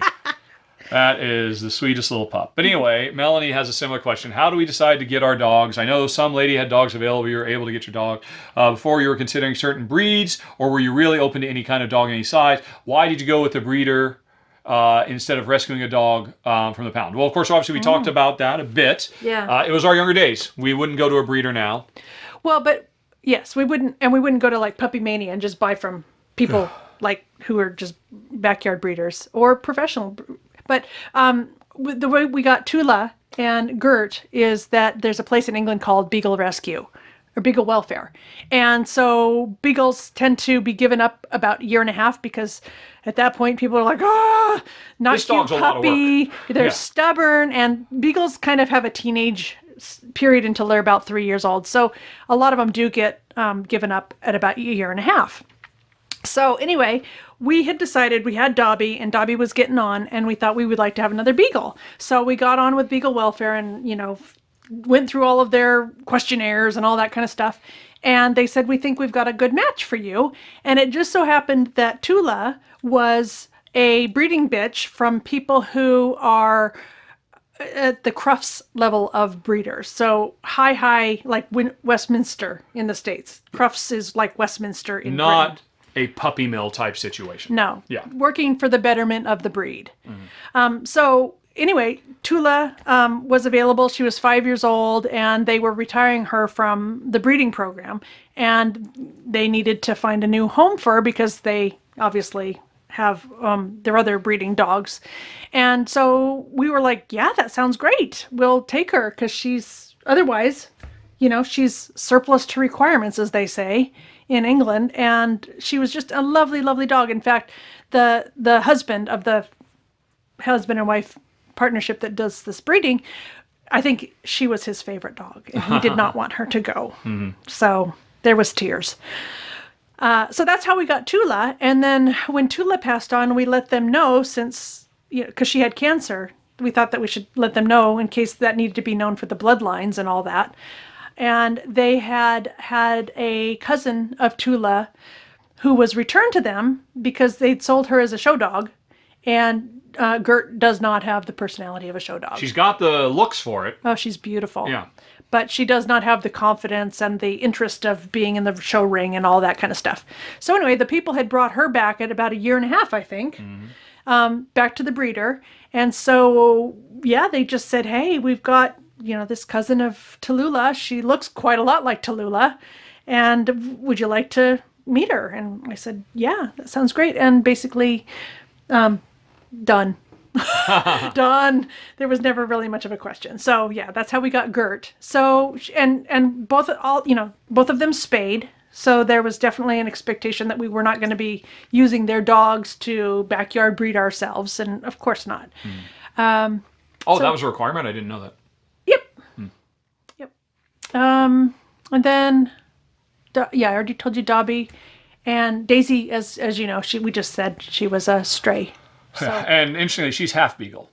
We're not quite sure what the other half is. Probably a PBGB, or Petite Griffon. Petite Basset Griffon Vendine. So she's probably half that, half Beagle. Just because But of that's the a way her fur coincidence. is. Yeah. We were just looking for another dog. But, I mean, that's 3.5 Beagles in a row. And one of Melanie's questions was, considering certain breeds, were we open to any kind of dog of any size? Well, we have been looking or thinking about dogs, our next group, our next couple of dogs. And they will be smaller dogs, I think. I love beagles and I love their personalities. I really like pretty much everything about them. But they do not fit under a airline seat. Mm-hmm. So I think our next dogs will be mutts of some sort that we will get from the pound. Hopefully, I think what we want to do is get puppies from the pound, get 2 sisters. That'll be small dogs, in the 10-pound range at most, and that can travel with us. I don't know that you can be quite so specific in your request from the pound, can you? I mean... Well, I think that they will know, because they'll have the mom, and they'll have the puppies, and they can see... Although Daisy is about 20 pounds, and her puppies that came out of her are German Shorthair Pointer size. So that's 35, 40-pound dogs, Yep. maybe 50 pounds. So can you imagine poor little Daisy birthing these guys? Yeah. So I guess it's possible for a big dog to impregnate a small dog. But hopefully that will work out. Okay. And if it doesn't, we'll just have to sort out plain accommodations somehow. All right. Well, okay. Thanks for the picture, Melanie. It is awesome, and I'm glad to hear that Yuki will have a new best friend very soon. Yeah. Yeah, and one more look at the picture. Oh, so That is cute. crazy. I do love Yorkies. We've talked about Yeah. Yorkies. A Yorkie mix would be lovely. Yep. Yeah. Okay. Let's see. Then we go on to Gerald, who... right. Oh, he has kind of a silly question. Right, which was, how many questions is too many for one person to ask? Is 2 per category, 6 in total too much? I think he's just being silly, though. He does have a real question, though, which is, on a recent episode, I spoke about the golden rule. We're back to golden and platinum, honey pie. Oh. But there's an interesting twist. What about the golden rule versus the Star Trek rule, which also the ancient rule of rulers, do it for the greater good? Or, come on, you know how to say it right, Gerald. The needs of the many outweigh the needs of the few, or the one. Come on, man. Throughout known ancient history and public information modern history, governments have murdered more people than recorded serial killers. Probably just one single government has killed more. In almost all cases, with every race, they've used it to do it for the greater good, as people in power declare what the good is and what the action or sacrifice required. Even the good guys of World War II murdered children going to school for the greater good. They dropped radioactive atomic bombs on them. The celebrated heroes of World War II did that. Have you ever thought about this when it comes to the actual ancient Star Trek rule? And which do you think is better, and which do you think is more persuasive to motivate people? And as he said, that is a heavy question. He labeled it heavy. It is very heavy. I do, of course, agree with the needs of the many outweigh the needs of the few or the one. I do believe, like anything, it can be perverted and misused. Talking specifically about America, the only country in history that has actually used atomic weapons is in war. I understand the arguments in favor of it, that ultimately more lives were saved than lost because the Japanese military was basically on a suicide mission and we were starving their people to keep the fight going even though it was lost, and they needed to have something to shake themselves out of their mania. And I've heard all of that. But still, I mean, come on, man. Did it have to be 2 major cities? Yes, I know leaflets were dropped in the weeks leading up, warning people, get out of the city. This city is going to be targeted. But those leaflets didn't say, oh, by the way, it's going to be targeted with a science fiction weapon that will do something like, I mean, it's at best, I mean, people say, oh, get out, there's going to be bombs. Okay, well, you know what bombs are. We can handle bombs. There was no true warning. And I think that is a stain on history, and I think it could have been done better. I think, you know what? Hey, that first bomb, you could have dropped it on an unoccupied area and let everybody see.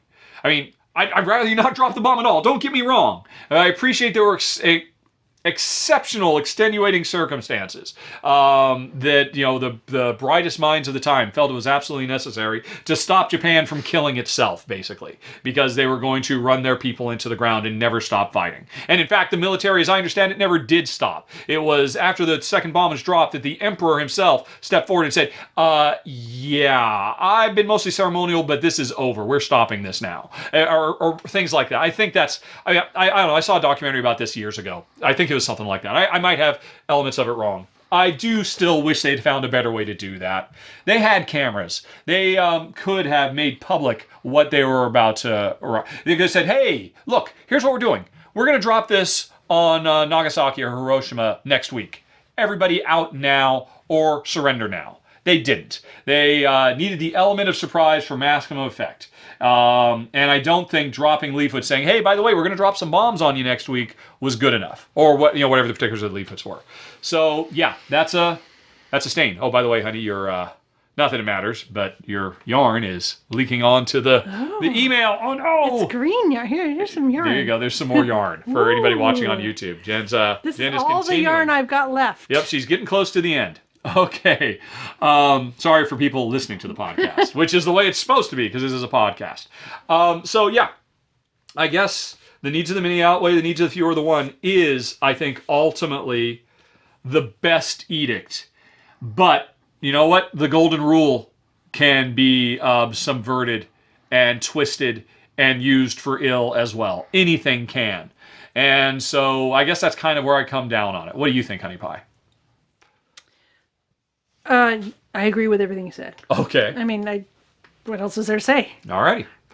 Well, I think that was answering your question. If not, I'm sure you'll be back, Gerald. All righty. Next up, we have... this was Steven. Okay. Steven... Didn't he have 6 questions? Huh? He said he had 6 questions. Oh, no, he was kind of joking around. Oh, okay. All right, so Steven is a doctor in training, a resident in the U.S., and he knows we've talked before about how much we love the healthcare system in Europe versus the U.S. Could we talk a bit more about some of the experiences as a patient we've had comparing the systems, U.S. versus Europe? Fully recognizing that the U.S. healthcare system could be different, better in many ways, and you have the perspective of someone who has lived and received healthcare in both systems, 3 systems in fact, because we've been UK and Malta and the U.S. I just wanted to pick your brains about it. What is something as a person who has been a patient in both of these systems that you would want U.S. doctors to know, because Stephen is a doctor?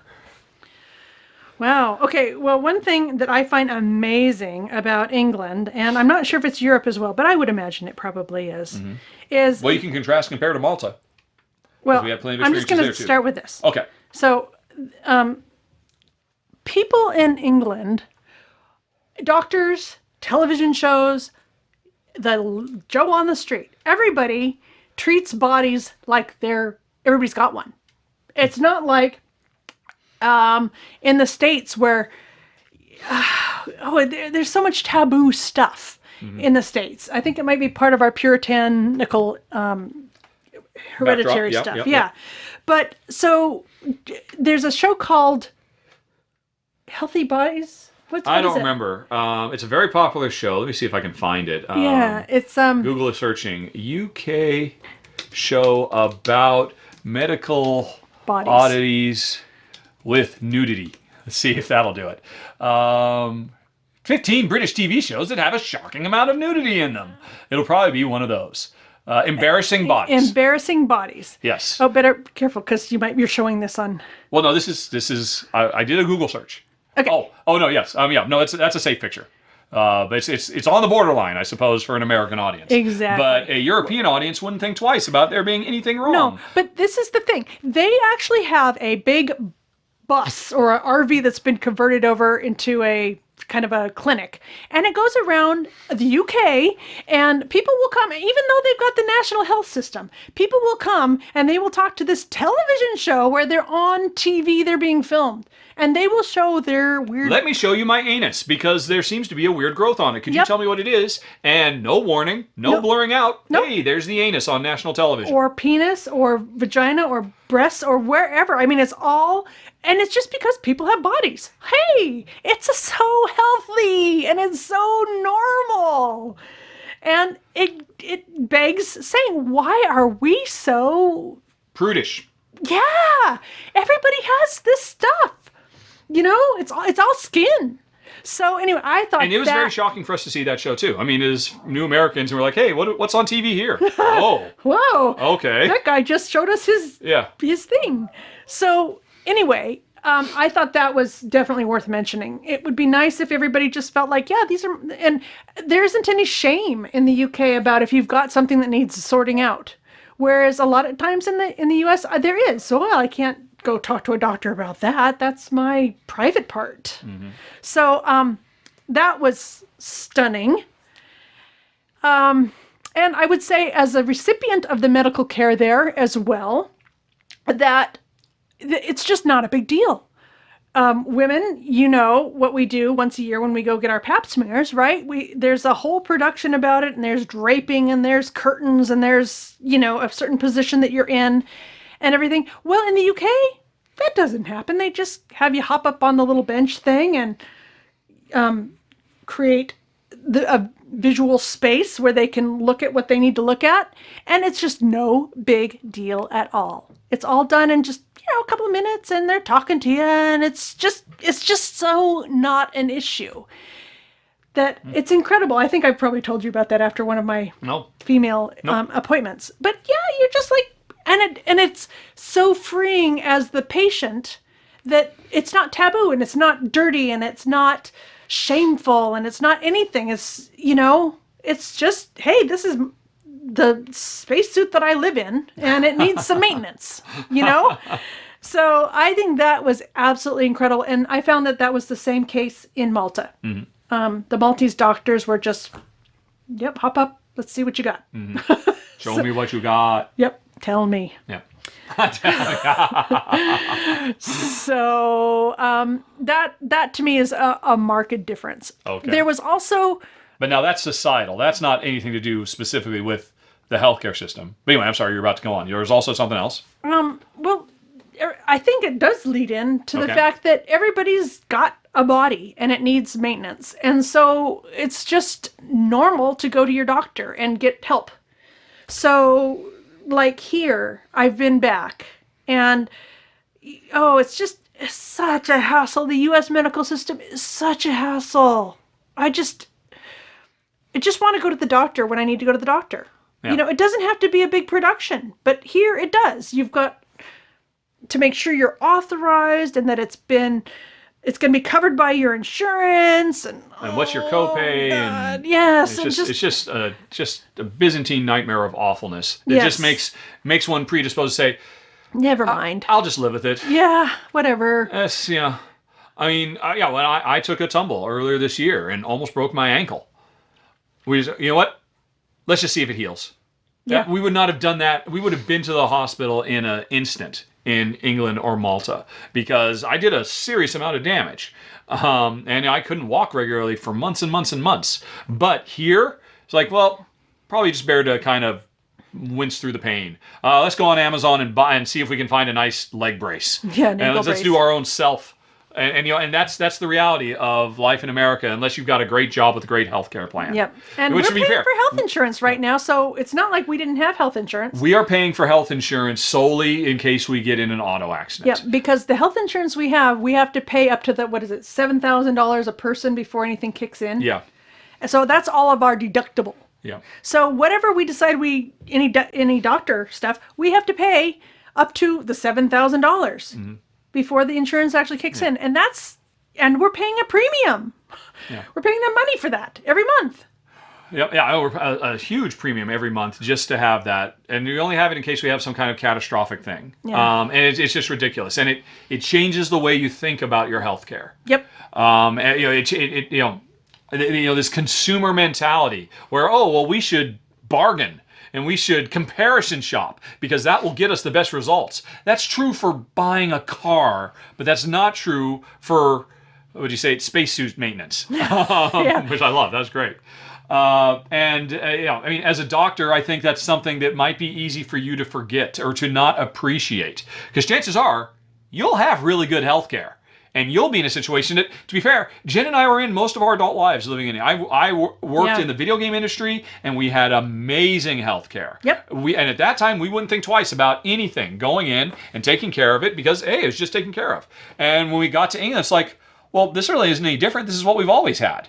We just didn't appreciate it. We had employer-sponsored health care. Yeah. With your jobs. Yes. Yep. And then we had state-sponsored healthcare with living in England and Malta. Yeah. And there were differences, to be sure. I would certainly say the biggest one, both in England and Malta, there was a little bit. I mean, I had food poisoning once in America, and we called not the 911, but we called whoever we were supposed to call that wasn't an emergency. And they said, yeah, you should probably come in, get some fluids. And we did, and I spent the night, and it was no big deal, and it was all covered by insurance. We didn't think twice about it. Cut to England a few years later. I got food poisoning again. What am I eating? I don't know. But we called, and they said, you're probably going to be okay. They weren't quite as anxious to rush us in because, of course, in America, yes, by all means, come in. They're spending a night paid. is going to make us a lot of money for our hospital. For you just staying the night and getting some fluids, and having your vitals checked. Whereas in England, they're like, do we really? I mean, they have a completely different incentive structure on the medical side. So that happened. And at the same time, though, if you'd wanted to, we could have gone to the doctor that day. Yeah. And be seen. Yeah. I mean, it's not like they would turn us away, and it's not like we would have paid. There's just, I think there's maybe a little bit of a different, it's very much a societal British stiff upper lip-edness to things. Hey, we survived the Blitz, stiff upper lip, mustn't grumble, all those common British sayings. So, I mean, that was surprising that happened. And for a long time, I looked at that as, look, that's the American healthcare system in action. But as Jen said, they would have seen me. Yep. And they would have had me stay overnight. And they would have, if I had just gone on ahead and showed up in the emergency room saying, oh my gosh, it's coming out of every orifice and it's not stopping, help me, doc. They would have helped. Yep. They would have given you some antidiarrheals or something. I think like maybe that. the attitude was, well, look, if he has the presence of mind to actually call to ask, it's probably not that bad. And and the reality is, it probably wasn't that bad. I mean, although it seemed like I was dying at the time when we were in America. But yeah, in America, you have insurance? Yes, please come in. We'll run every test on you we can. Yep. Would you like to stay longer so we can get even more from the insurance company? And how does the insurance company do that? By making us cover the first $7,000 of ours. Yay! It's a terrible, terrible system. And I guess all I can say is try to be understanding, because if somebody does see you, they probably look at the entire endeavor. Depending on what their situation is, they might look at the entire endeavor in an entirely different way. They come to see you thinking, oh my God, this is literally going to bankrupt us. Yep. This will ruin us. We will not be able to send our kids to college because we're seeing this guy. So please just try to remember that. Because for a lot of people, that's true. And it's a broken, horrible system. It is just the worst of the worst. And honestly, it's one of the main reasons we cannot wait to get out of this country. At least unless we finally do the right thing. Not that Medicare for All is a perfect panacea either, but it's a step in the right direction. But preventative care and catching things when they're not horrific is so much cheaper than doing trauma care. Mm-hmm. So I think it's so much, I think that the UK has the right idea. Yep. Okie doke. And then Steve's other question was, where do I find most of the t-shirts I've been wearing in videos? Links? Almost all of them were just on Amazon, which I know is problematic to buy from, but still, it's just so freaking convenient. The only ones that weren't were the Black Lives Matter shirts, because I bought them direct so that my money would actually go towards the organizations. But it's just too convenient not to be able to say, oh, look, that's a nice shirt, and if it doesn't fit, I know I can return it, no questions asked. Amazon, it's hard to complain about a monopoly when their monopolistic tendencies lead to such great customer service. But again, I know they're a problematic organization as well. Anyway, so that was it, Honey Pie. I think we are done, except for your words of wisdom and the big one. So, folks, like I said, there are a few Tassini and other things coming up. There's many, many more. Now is the part where I basically give you my take on what happened with Danielle Tassini. For people who don't know, here is what happened. Danielle Tassini is one of the most popular, well-respected designers in the board game industry. Zolk and the Mayan Calendar, Grand Austria Hotel. I mean, heck, some of the games I was talking about earlier in this podcast. We have loved all of his games. They haven't all necessarily been keepers, but we've thought they were all amazing. And pretty much everybody agrees. Amazing designer, incredible pedigree. recently, at some point in the past, he did an interview with somebody.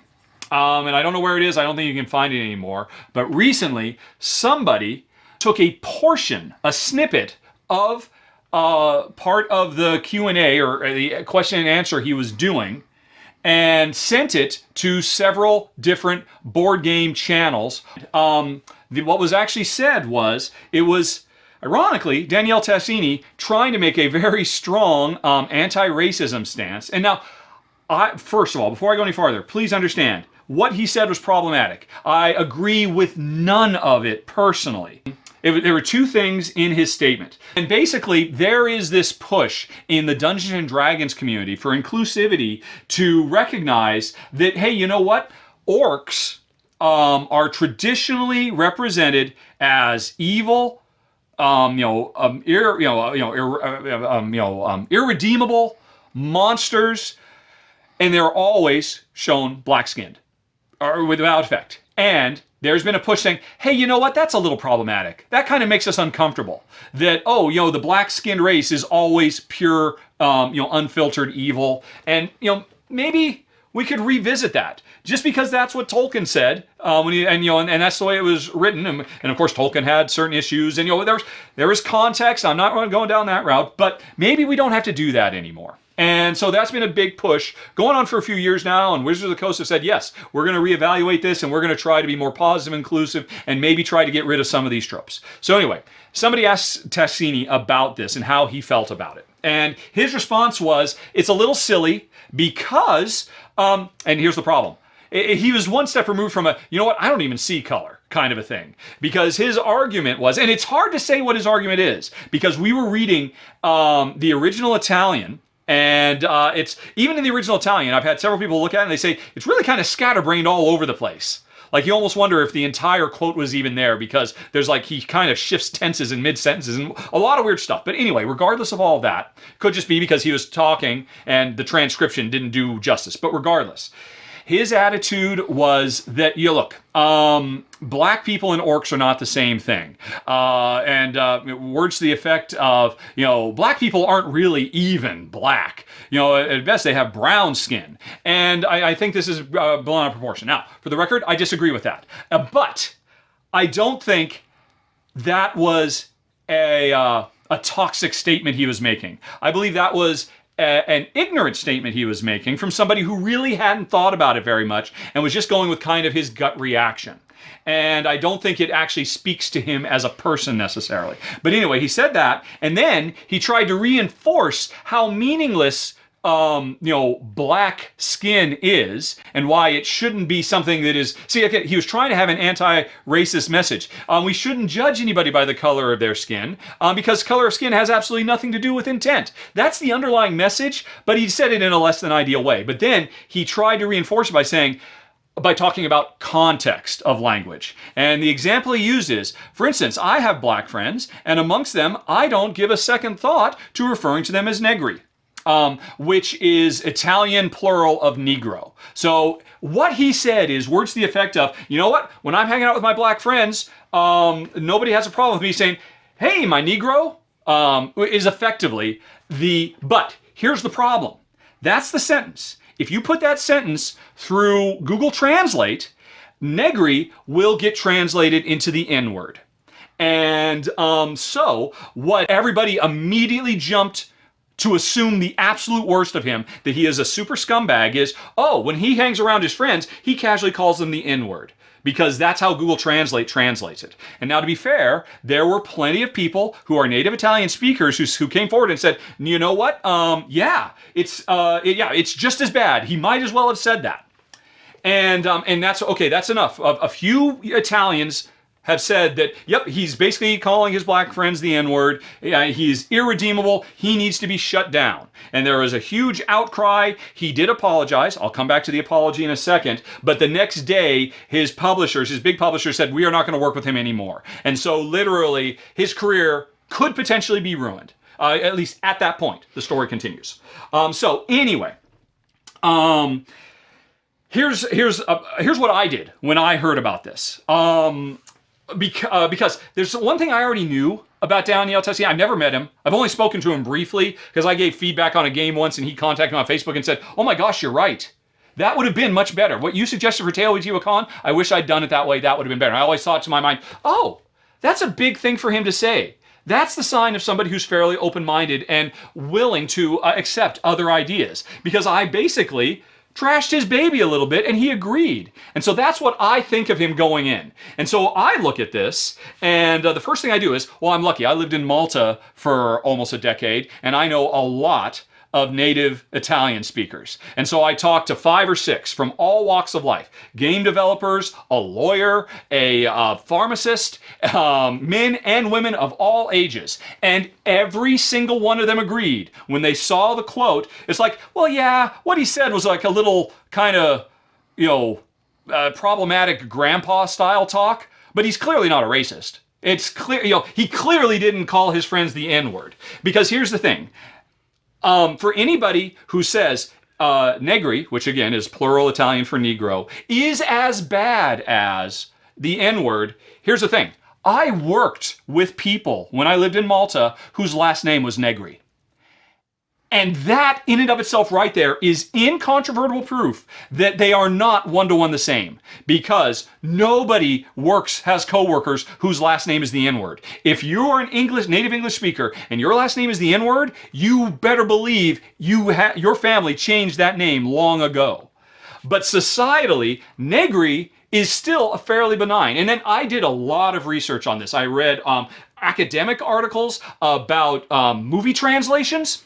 How basically taking Samuel L. Jackson movies where he tends to say the N-word a lot in a lot of different formats, and it was studies about how to translate that specifically into Italian. And the interesting thing is, whenever Samuel L. Jackson uses the N-word in a movie in a familiar way or a camaraderie way, it's literally used as negri. But whenever it was used in an aggressive or racist way, it didn't get translated. It required additional because the word didn't have the same power. Like there was one example about how, they had to call them Puerto Ricans, that calling somebody a dirty Puerto Rican was actually harsher in the Italian language than calling them negri. And so I looked at the situation. I had a lot of friends who are native speakers. I did a lot of research. I personally know people who have that name. And I personally am convinced that what he said is problematic. Because honestly, what he did was the equivalent of hanging around with some female friends he has and said, "What's up, bitches?" And now here's the thing. Sorry for cursing on the channel. That is totally not cool. And it's certainly uncool to do it in popular and just refer to women as bitches. Jen said bitches earlier, so I can say bitches. Of course, you're referring to breeding bitches, but still. And here's the deal. When you are alone amongst your friends and you feel safe and they feel safe with you and there's a comfort and there's a camaraderie, there is it's human nature to be a little bit more comfortable with something that's taboo, something that has a little bit more zest, something that has more punch, but in a safe space is something that you would not necessarily say in public and you would rightly be decried, but your friends don't have a problem with it. Women calling each other sluts, as an example, is another one where, oh my gosh, you can't say that, but okay, we're just amongst friends, it's all fine here. That's what he was doing. It's definitely not cool. Definitely not cool. And it's certainly something that I believe he was completely unaware of. And the interesting thing is, his black friends actually went on social media and repeatedly said, "This is our friend, he is not a racist, you're getting it all wrong," and that was completely ignored. Anything about the real origin and the societal impact of that word, completely ignored. The fact that there are thousands of people walking around every day whose last name is that word, completely ignored. Instead, a Google translation and a few people saying, no, it's literally as bad as the N-word, is all that was used to literally crush somebody's career. And I believe, based on everything I researched, he was falsely accused. He did something bad. And I come back to telling the story about how he responded when I gave some negative feedback on his game. Here's what I believe about him. You could approach him and say, "Oh man, Daniele, that's totally not cool. And let me tell you why." And he would probably say, "You know what, you're right. That's not. I didn't give it a second thought, and I'm sorry about that, and I'm going to do better. And I guarantee you, I'll tell you why I guarantee you, that's all it needed. And this could have been handled in a completely different way rather than trying to literally destroy him.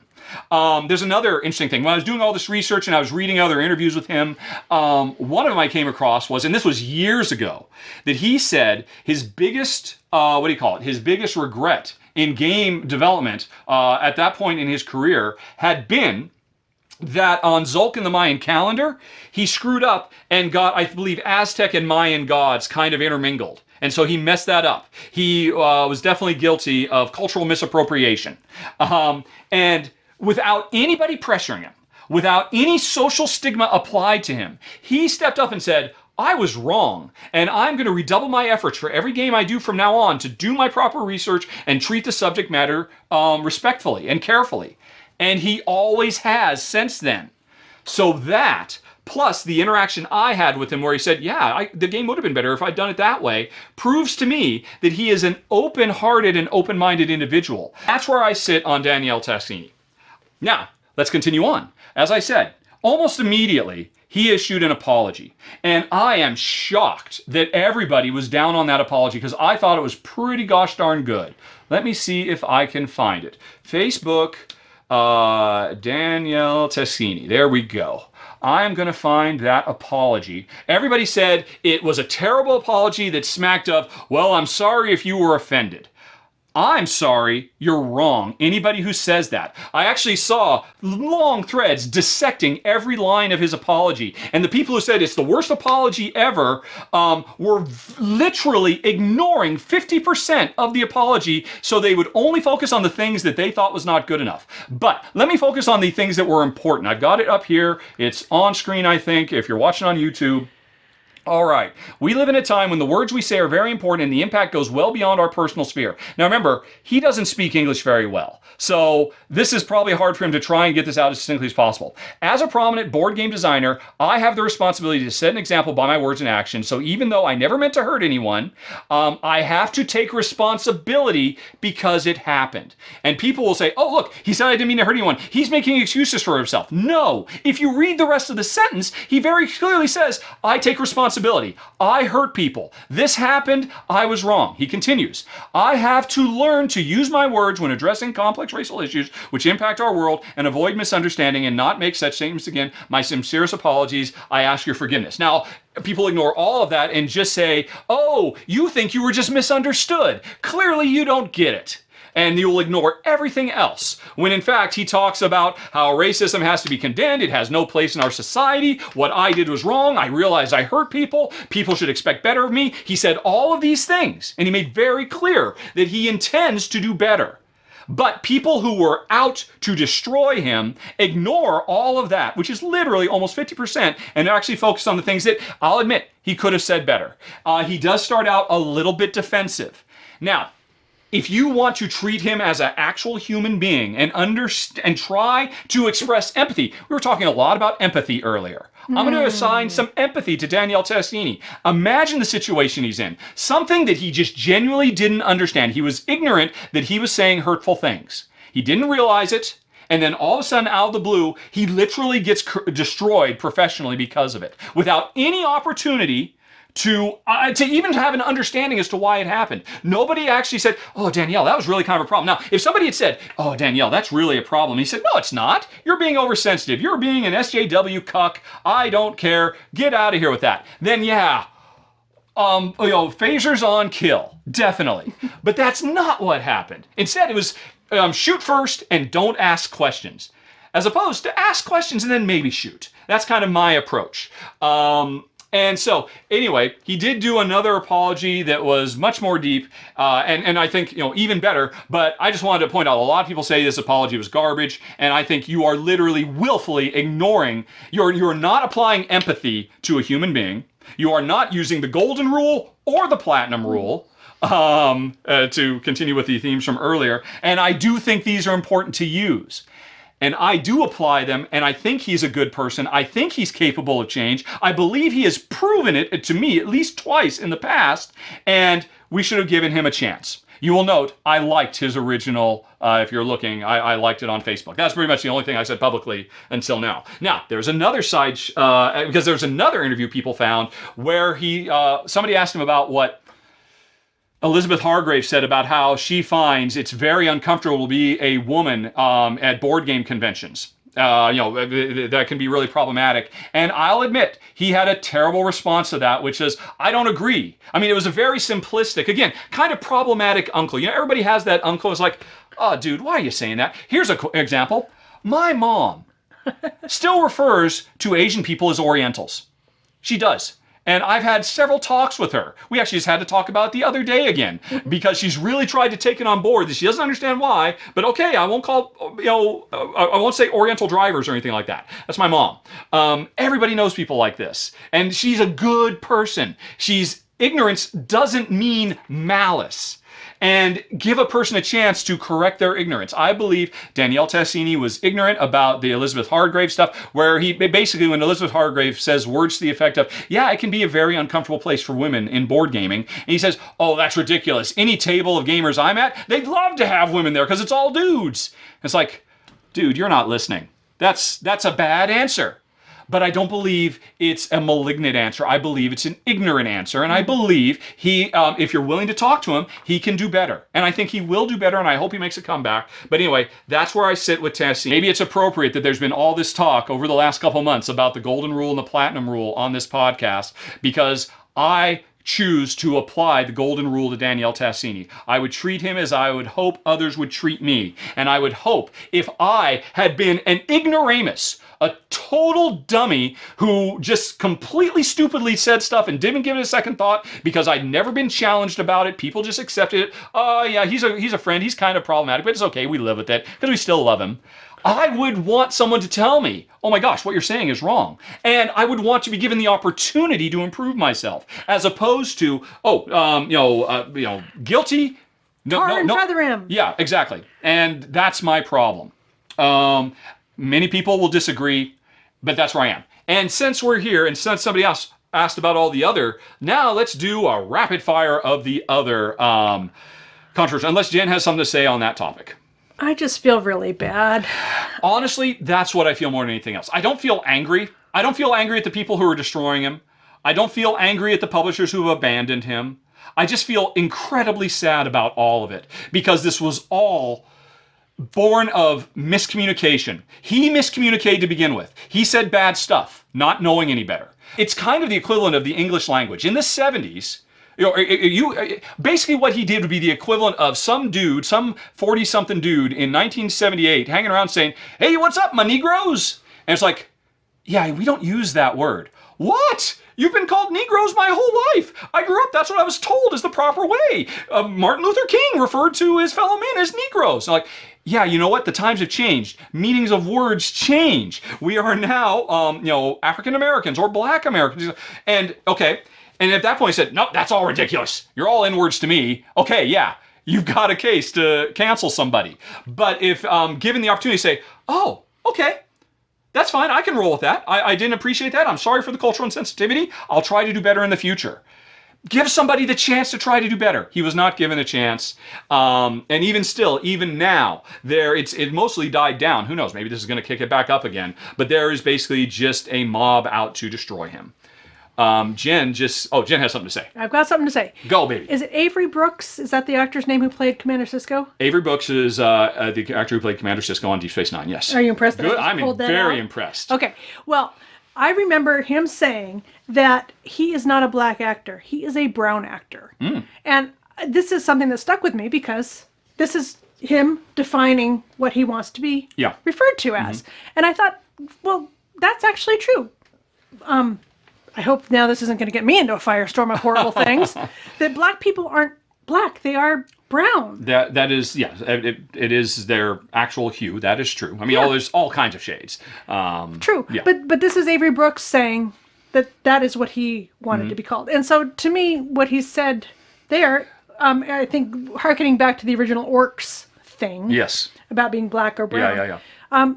Is again saying that we can do better. Yeah. And that we don't have to classify everybody under one fell swoop of either white or black. Okay.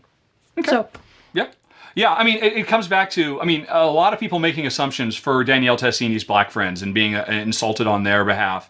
When they step forward and say, no, you're all getting it wrong. We really wish you wouldn't do this because we know the man and we know what's in his heart. And what's said between friends is really none of your business.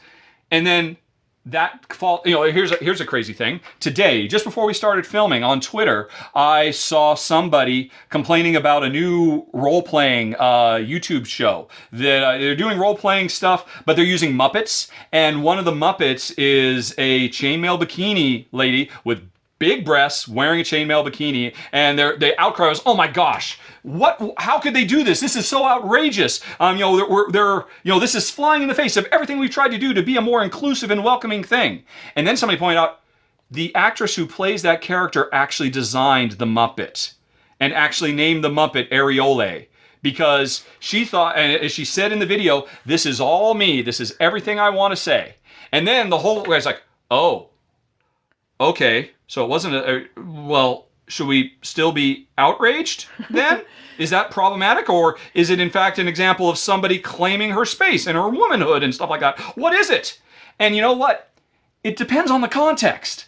That's what it is. Language is a very soft, squishy thing, and it's constantly changing and constantly evolving. And all I can say is give people a chance to catch up, because some people are maybe a little bit behind the curve, and that's what happened there. And that's, as Jen said, I'm not angry at anyone. It's just all so sad and tragic that people I like and admire and respect wouldn't spend half a second and say, "Is this what you mean? Because I think that's a problem," and give him a chance. Golden rule, platinum rule, whatever rule you want, just use it, people. Just because we're all online and we don't have those human connections anymore doesn't mean we can't try. So anyway, that's where I sit on that. All right, next one. And this is what some of you might have come for. Fun again games. Jen knows about this one. I do. We talked about this one quite a bit. I read her the whole thing. Here's the thing that recently happened. The CEO, owner, founder of Fun Again Games, which sponsors the Rahdo Roundup every month. This is where I come in. Basically, in a Facebook thread, said some really, really sexist stuff. Just terribly, the worst of the worst that you would expect from the 50s. Just really outdated. It was, I don't remember the exact quote, but it was words to the effect of, you look a lot cuter when you smile, trying to calm a woman down. And, he might as well have said his Aunt Flo visiting, because he instead made a joke about his COVID getting, it was just really terrible, just awful stuff. And then people called him out. He's like, "What? No, I was just trying to lighten the mood." And so now that was an example, unlike Danielle Tassini, who never really got a chance to respond. He responded and said, "What? Can't you take a joke?" And that was uncool. Now, I don't think that means he is an implicitly evil person. I think that means he could be a very good person, a good father, a good husband, a good member of the community, a good businessman, who just unfortunately happens to have some really old, outdated, sexist perspectives. And it's just kind of ingrained in him. It's what he grew up with. And maybe has never been called on it. And he's never been called on it. The women in his life's like, "Oh," what's his name? Jeff. "Oh, Jeff, don't you know any better?" And they just kind of put up with it and roll their eyes. And he thought it was okay for him to say it in public. And yeah, that was totally uncool. Totally uncalled for. And so immediately everybody says we need to shut down Fun Again Games. We need to put it out of business. Fun Again Games is an online board game retailer. They also have a real world shop in Central Oregon, and they do a lot of distribution. They do a lot of backbone stuff, getting Kickstarter games into the hands of people, doing all the production. And they're really good. They're one of the best, most responsible and respected at that. And they have 25 full-time employees. And everybody's saying, "Oh, because of what Jeff said, because he's a sexist, everybody needs to shut it down. Publishers need to stop using their fulfillment services. Everybody needs to stop building them. We need this place to close down." And I have to decide, am I going to stop having them support the show? Because, it's not about the money. When I first told Jen this, she said, "Yeah, we don't need that money." Because it was pretty bad, what he said. And like, okay, well, I'll think about it. And because I wanted to give him the chance. Now, admittedly, his first chance was terrible. He actually took a second stab at it. It was also still pretty terrible. He totally missed it. And I'm like, wow, I think I'm going to have to. I personally don't want Rahdo Runs Through to be associated with that attitude. I do not want to put it on a platform. So talking about that censorship question earlier. Wow, everything's dovetailing back together. Isn't that nice? And so I'm unhappy with that. And boy, let's see. There. Right. Oh, what was I saying? Okay.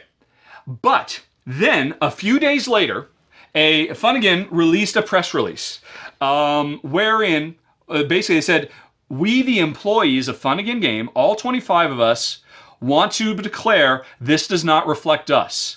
We are disappointed in our boss. We do not support this, and we have asked him to step down, and he has stepped down. And that's freaking huge. That is the biggest admission of guilt Jeff could have done. That he recognized ultimately that what he said was so bad and so problematic. Even if he doesn't fundamentally agree it's problematic or not. I don't know. I can't read his mind. I can't feel his heart. Maybe he still thinks it's fine. But what he did recognize is what he had done was basically going to potentially put all of his employees out of business. And they were all going to lose their jobs. And this is not a good time to lose your job. And so he said, all right, I will step down. And I know a lot of people say, yeah, but you still get paid.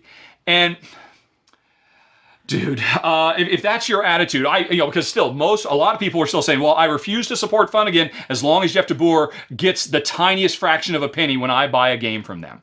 And here's the deal. I have worked with CEOs for my entire professional career, and I can guarantee you there is nothing more painful or unthinkable for them than the idea of having to give up their company, to no longer stand at the top, give direction, to have to walk away from everything. That's a huge punishment. And yeah, here's the deal. He's already a fairly well-to-do real estate person, as I understand it. So yeah, he makes a little bit of money on the side. That doesn't matter. The fact that the thing that is his passion in life, that he decided to start up after he was successful in real estate, and he's, okay, I'm going to do this, and he built a company that employs 25 people, does great work, and now he has to walk away, doesn't excuse what he said. And I still would hope at some point he could come to recognize that what he said was untenable and unforgivable on some level, but I don't want to punish the 25 people who were brave enough to step up and say, Jeff, we want you to leave. I can't even imagine doing that with my boss. And I've had a lot of strong-willed bosses. And when I read that press release, I thought, okay then, I don't support Jeff, I don't support what he said, but I do support this company of these 25 people who were brave enough to take this step. And that's why Fun Again Games still sports. And when I told them, not Jeff, I have to admit, I don't know if I ever even spoken to Jeff. I think I might have met him once at a convention, but his basic number 2 wrote back saying, thank you for sticking by us, because so many people are abandoning them. And I don't believe it's fair to them to punish, sure, he said problematic stuff. He didn't seem to be remorseful. I'm a bit more sympathetic to, okay, let's shut him down. I don't want to shut down 25 innocent people who were brave enough to take steps to fix the problem. And that's where I stand on Fun Again right now. I support them. I put them on the beginning of my roundup shows because of that very brave stance that they took. Alrighty, who else? What other ones are there? There's Phil Eklund, which is actually tied to the... So what do I think about the Phil Eklund situation? First of all, I know people have been saying Phil Eklund is a problematic designer for years. I have to admit, I don't know. I'd never heard that until all this happened. But apparently, Phil Eklund is a designer, a very smart guy, apparently, does really deep, heavy, crunchy games that are really intricate recreations of rocket science and evolutionary biology and all kinds of things. And apparently for years, there have been people who have said he's very problematic with his attitudes. Like he's done articles about how, well, here's the good stuff that happened from colonization, because he's done colonization games and stuff like that. And he always does this as a very academic look. I'm not saying colonization was good. I'm just saying some good things came out of it. And a lot of people have been very upset with him for a long time. Apparently, his publisher said, you know what? We are no longer going to allow him to publish his essays in the rule books for the games because we think they're problematic and they don't reflect what we think. And that led to another thread of shouting and screaming. This was a thread that Jeff DeBoer was sexist in, trying to get everybody to calm down with some sexist jokes. But anyway, independent of all that, there's still Phil Eklund. Is he problematic? I'm like, okay, I've got a couple of his videos I've posted, High Frontier and Neanderthal. Should I leave those up? If I leave those videos up, I'm supporting him. So I didn't assume anything. I went and started looking. I decided to do the work instead of just taking the word of people saying he's a monster. And here's the deal. One of the things they were complaining about was his COVID stance. And that was a very easy thing to find. You can find it. If you go to Facebook and search for Phil Eklund, it's going to be like his 5th or 6th post. And it's very interesting. He made a post saying, you know what, I've done some statistical research, and as near as I can tell, I'm super paraphrasing, and it's not necessarily fair for me to do this. I suggest you go read it yourself. But my paraphrasing of it is that, sorry, honey pie, but I will ask you what you think.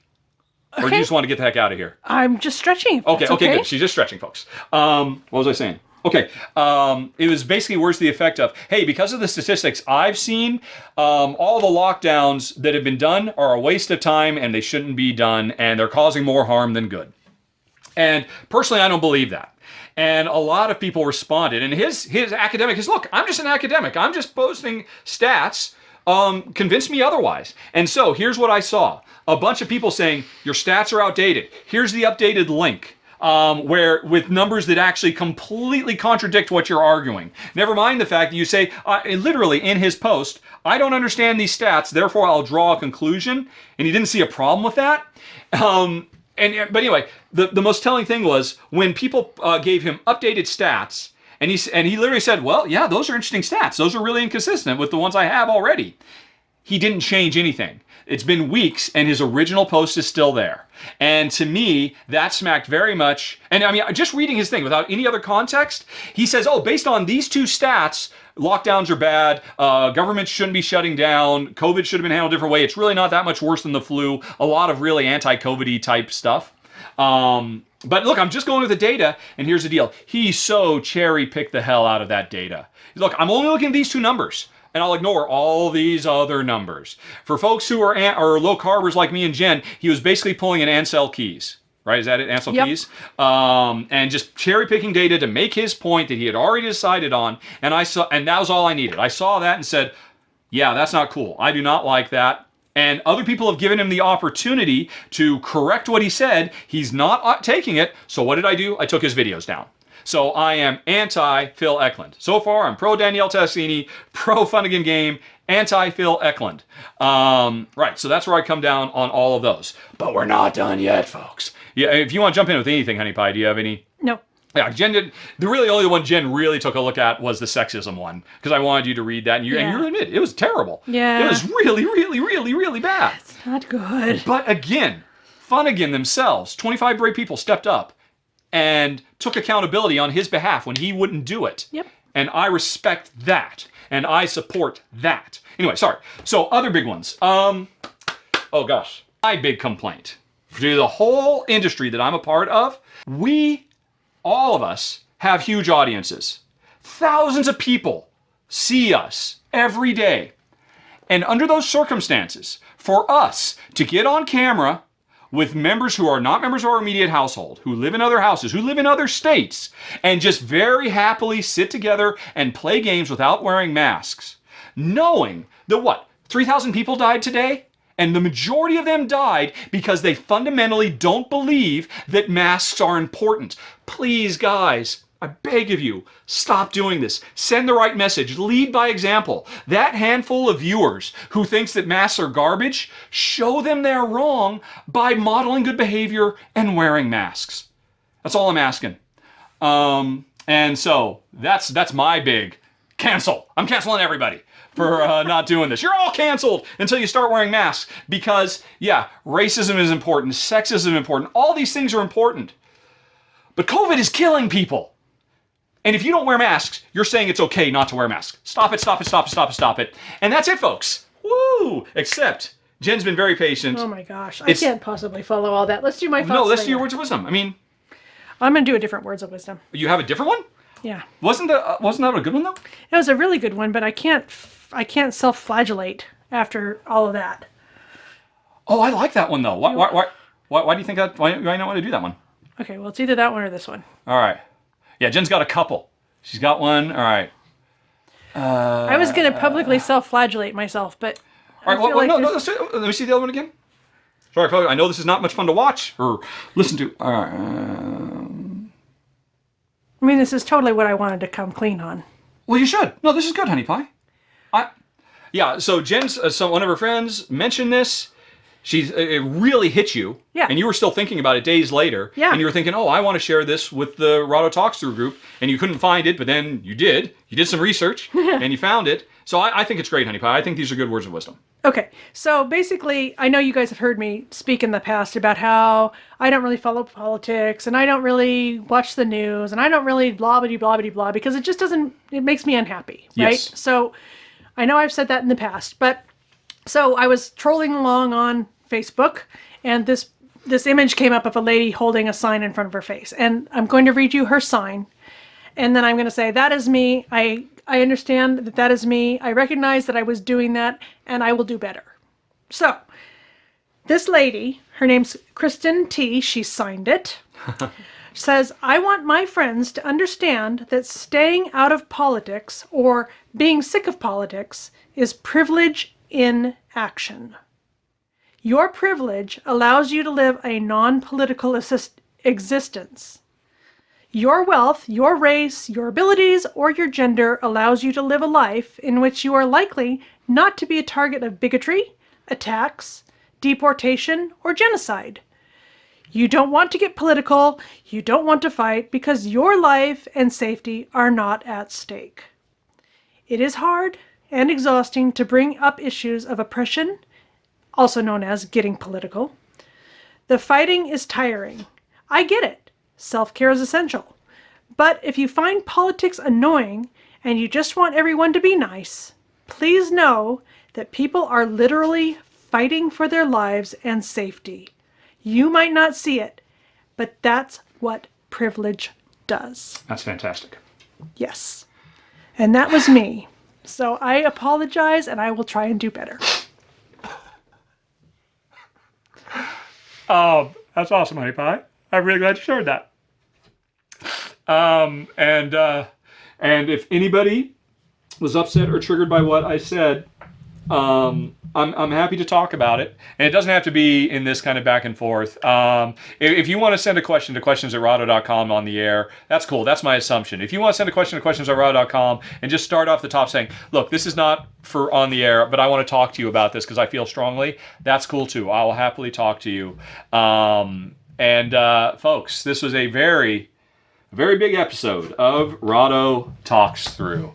And I think we're all done, and Daisy literally just burst in through the door, and she is so waggy and happy, and it's just good to be reminded of that. Yep.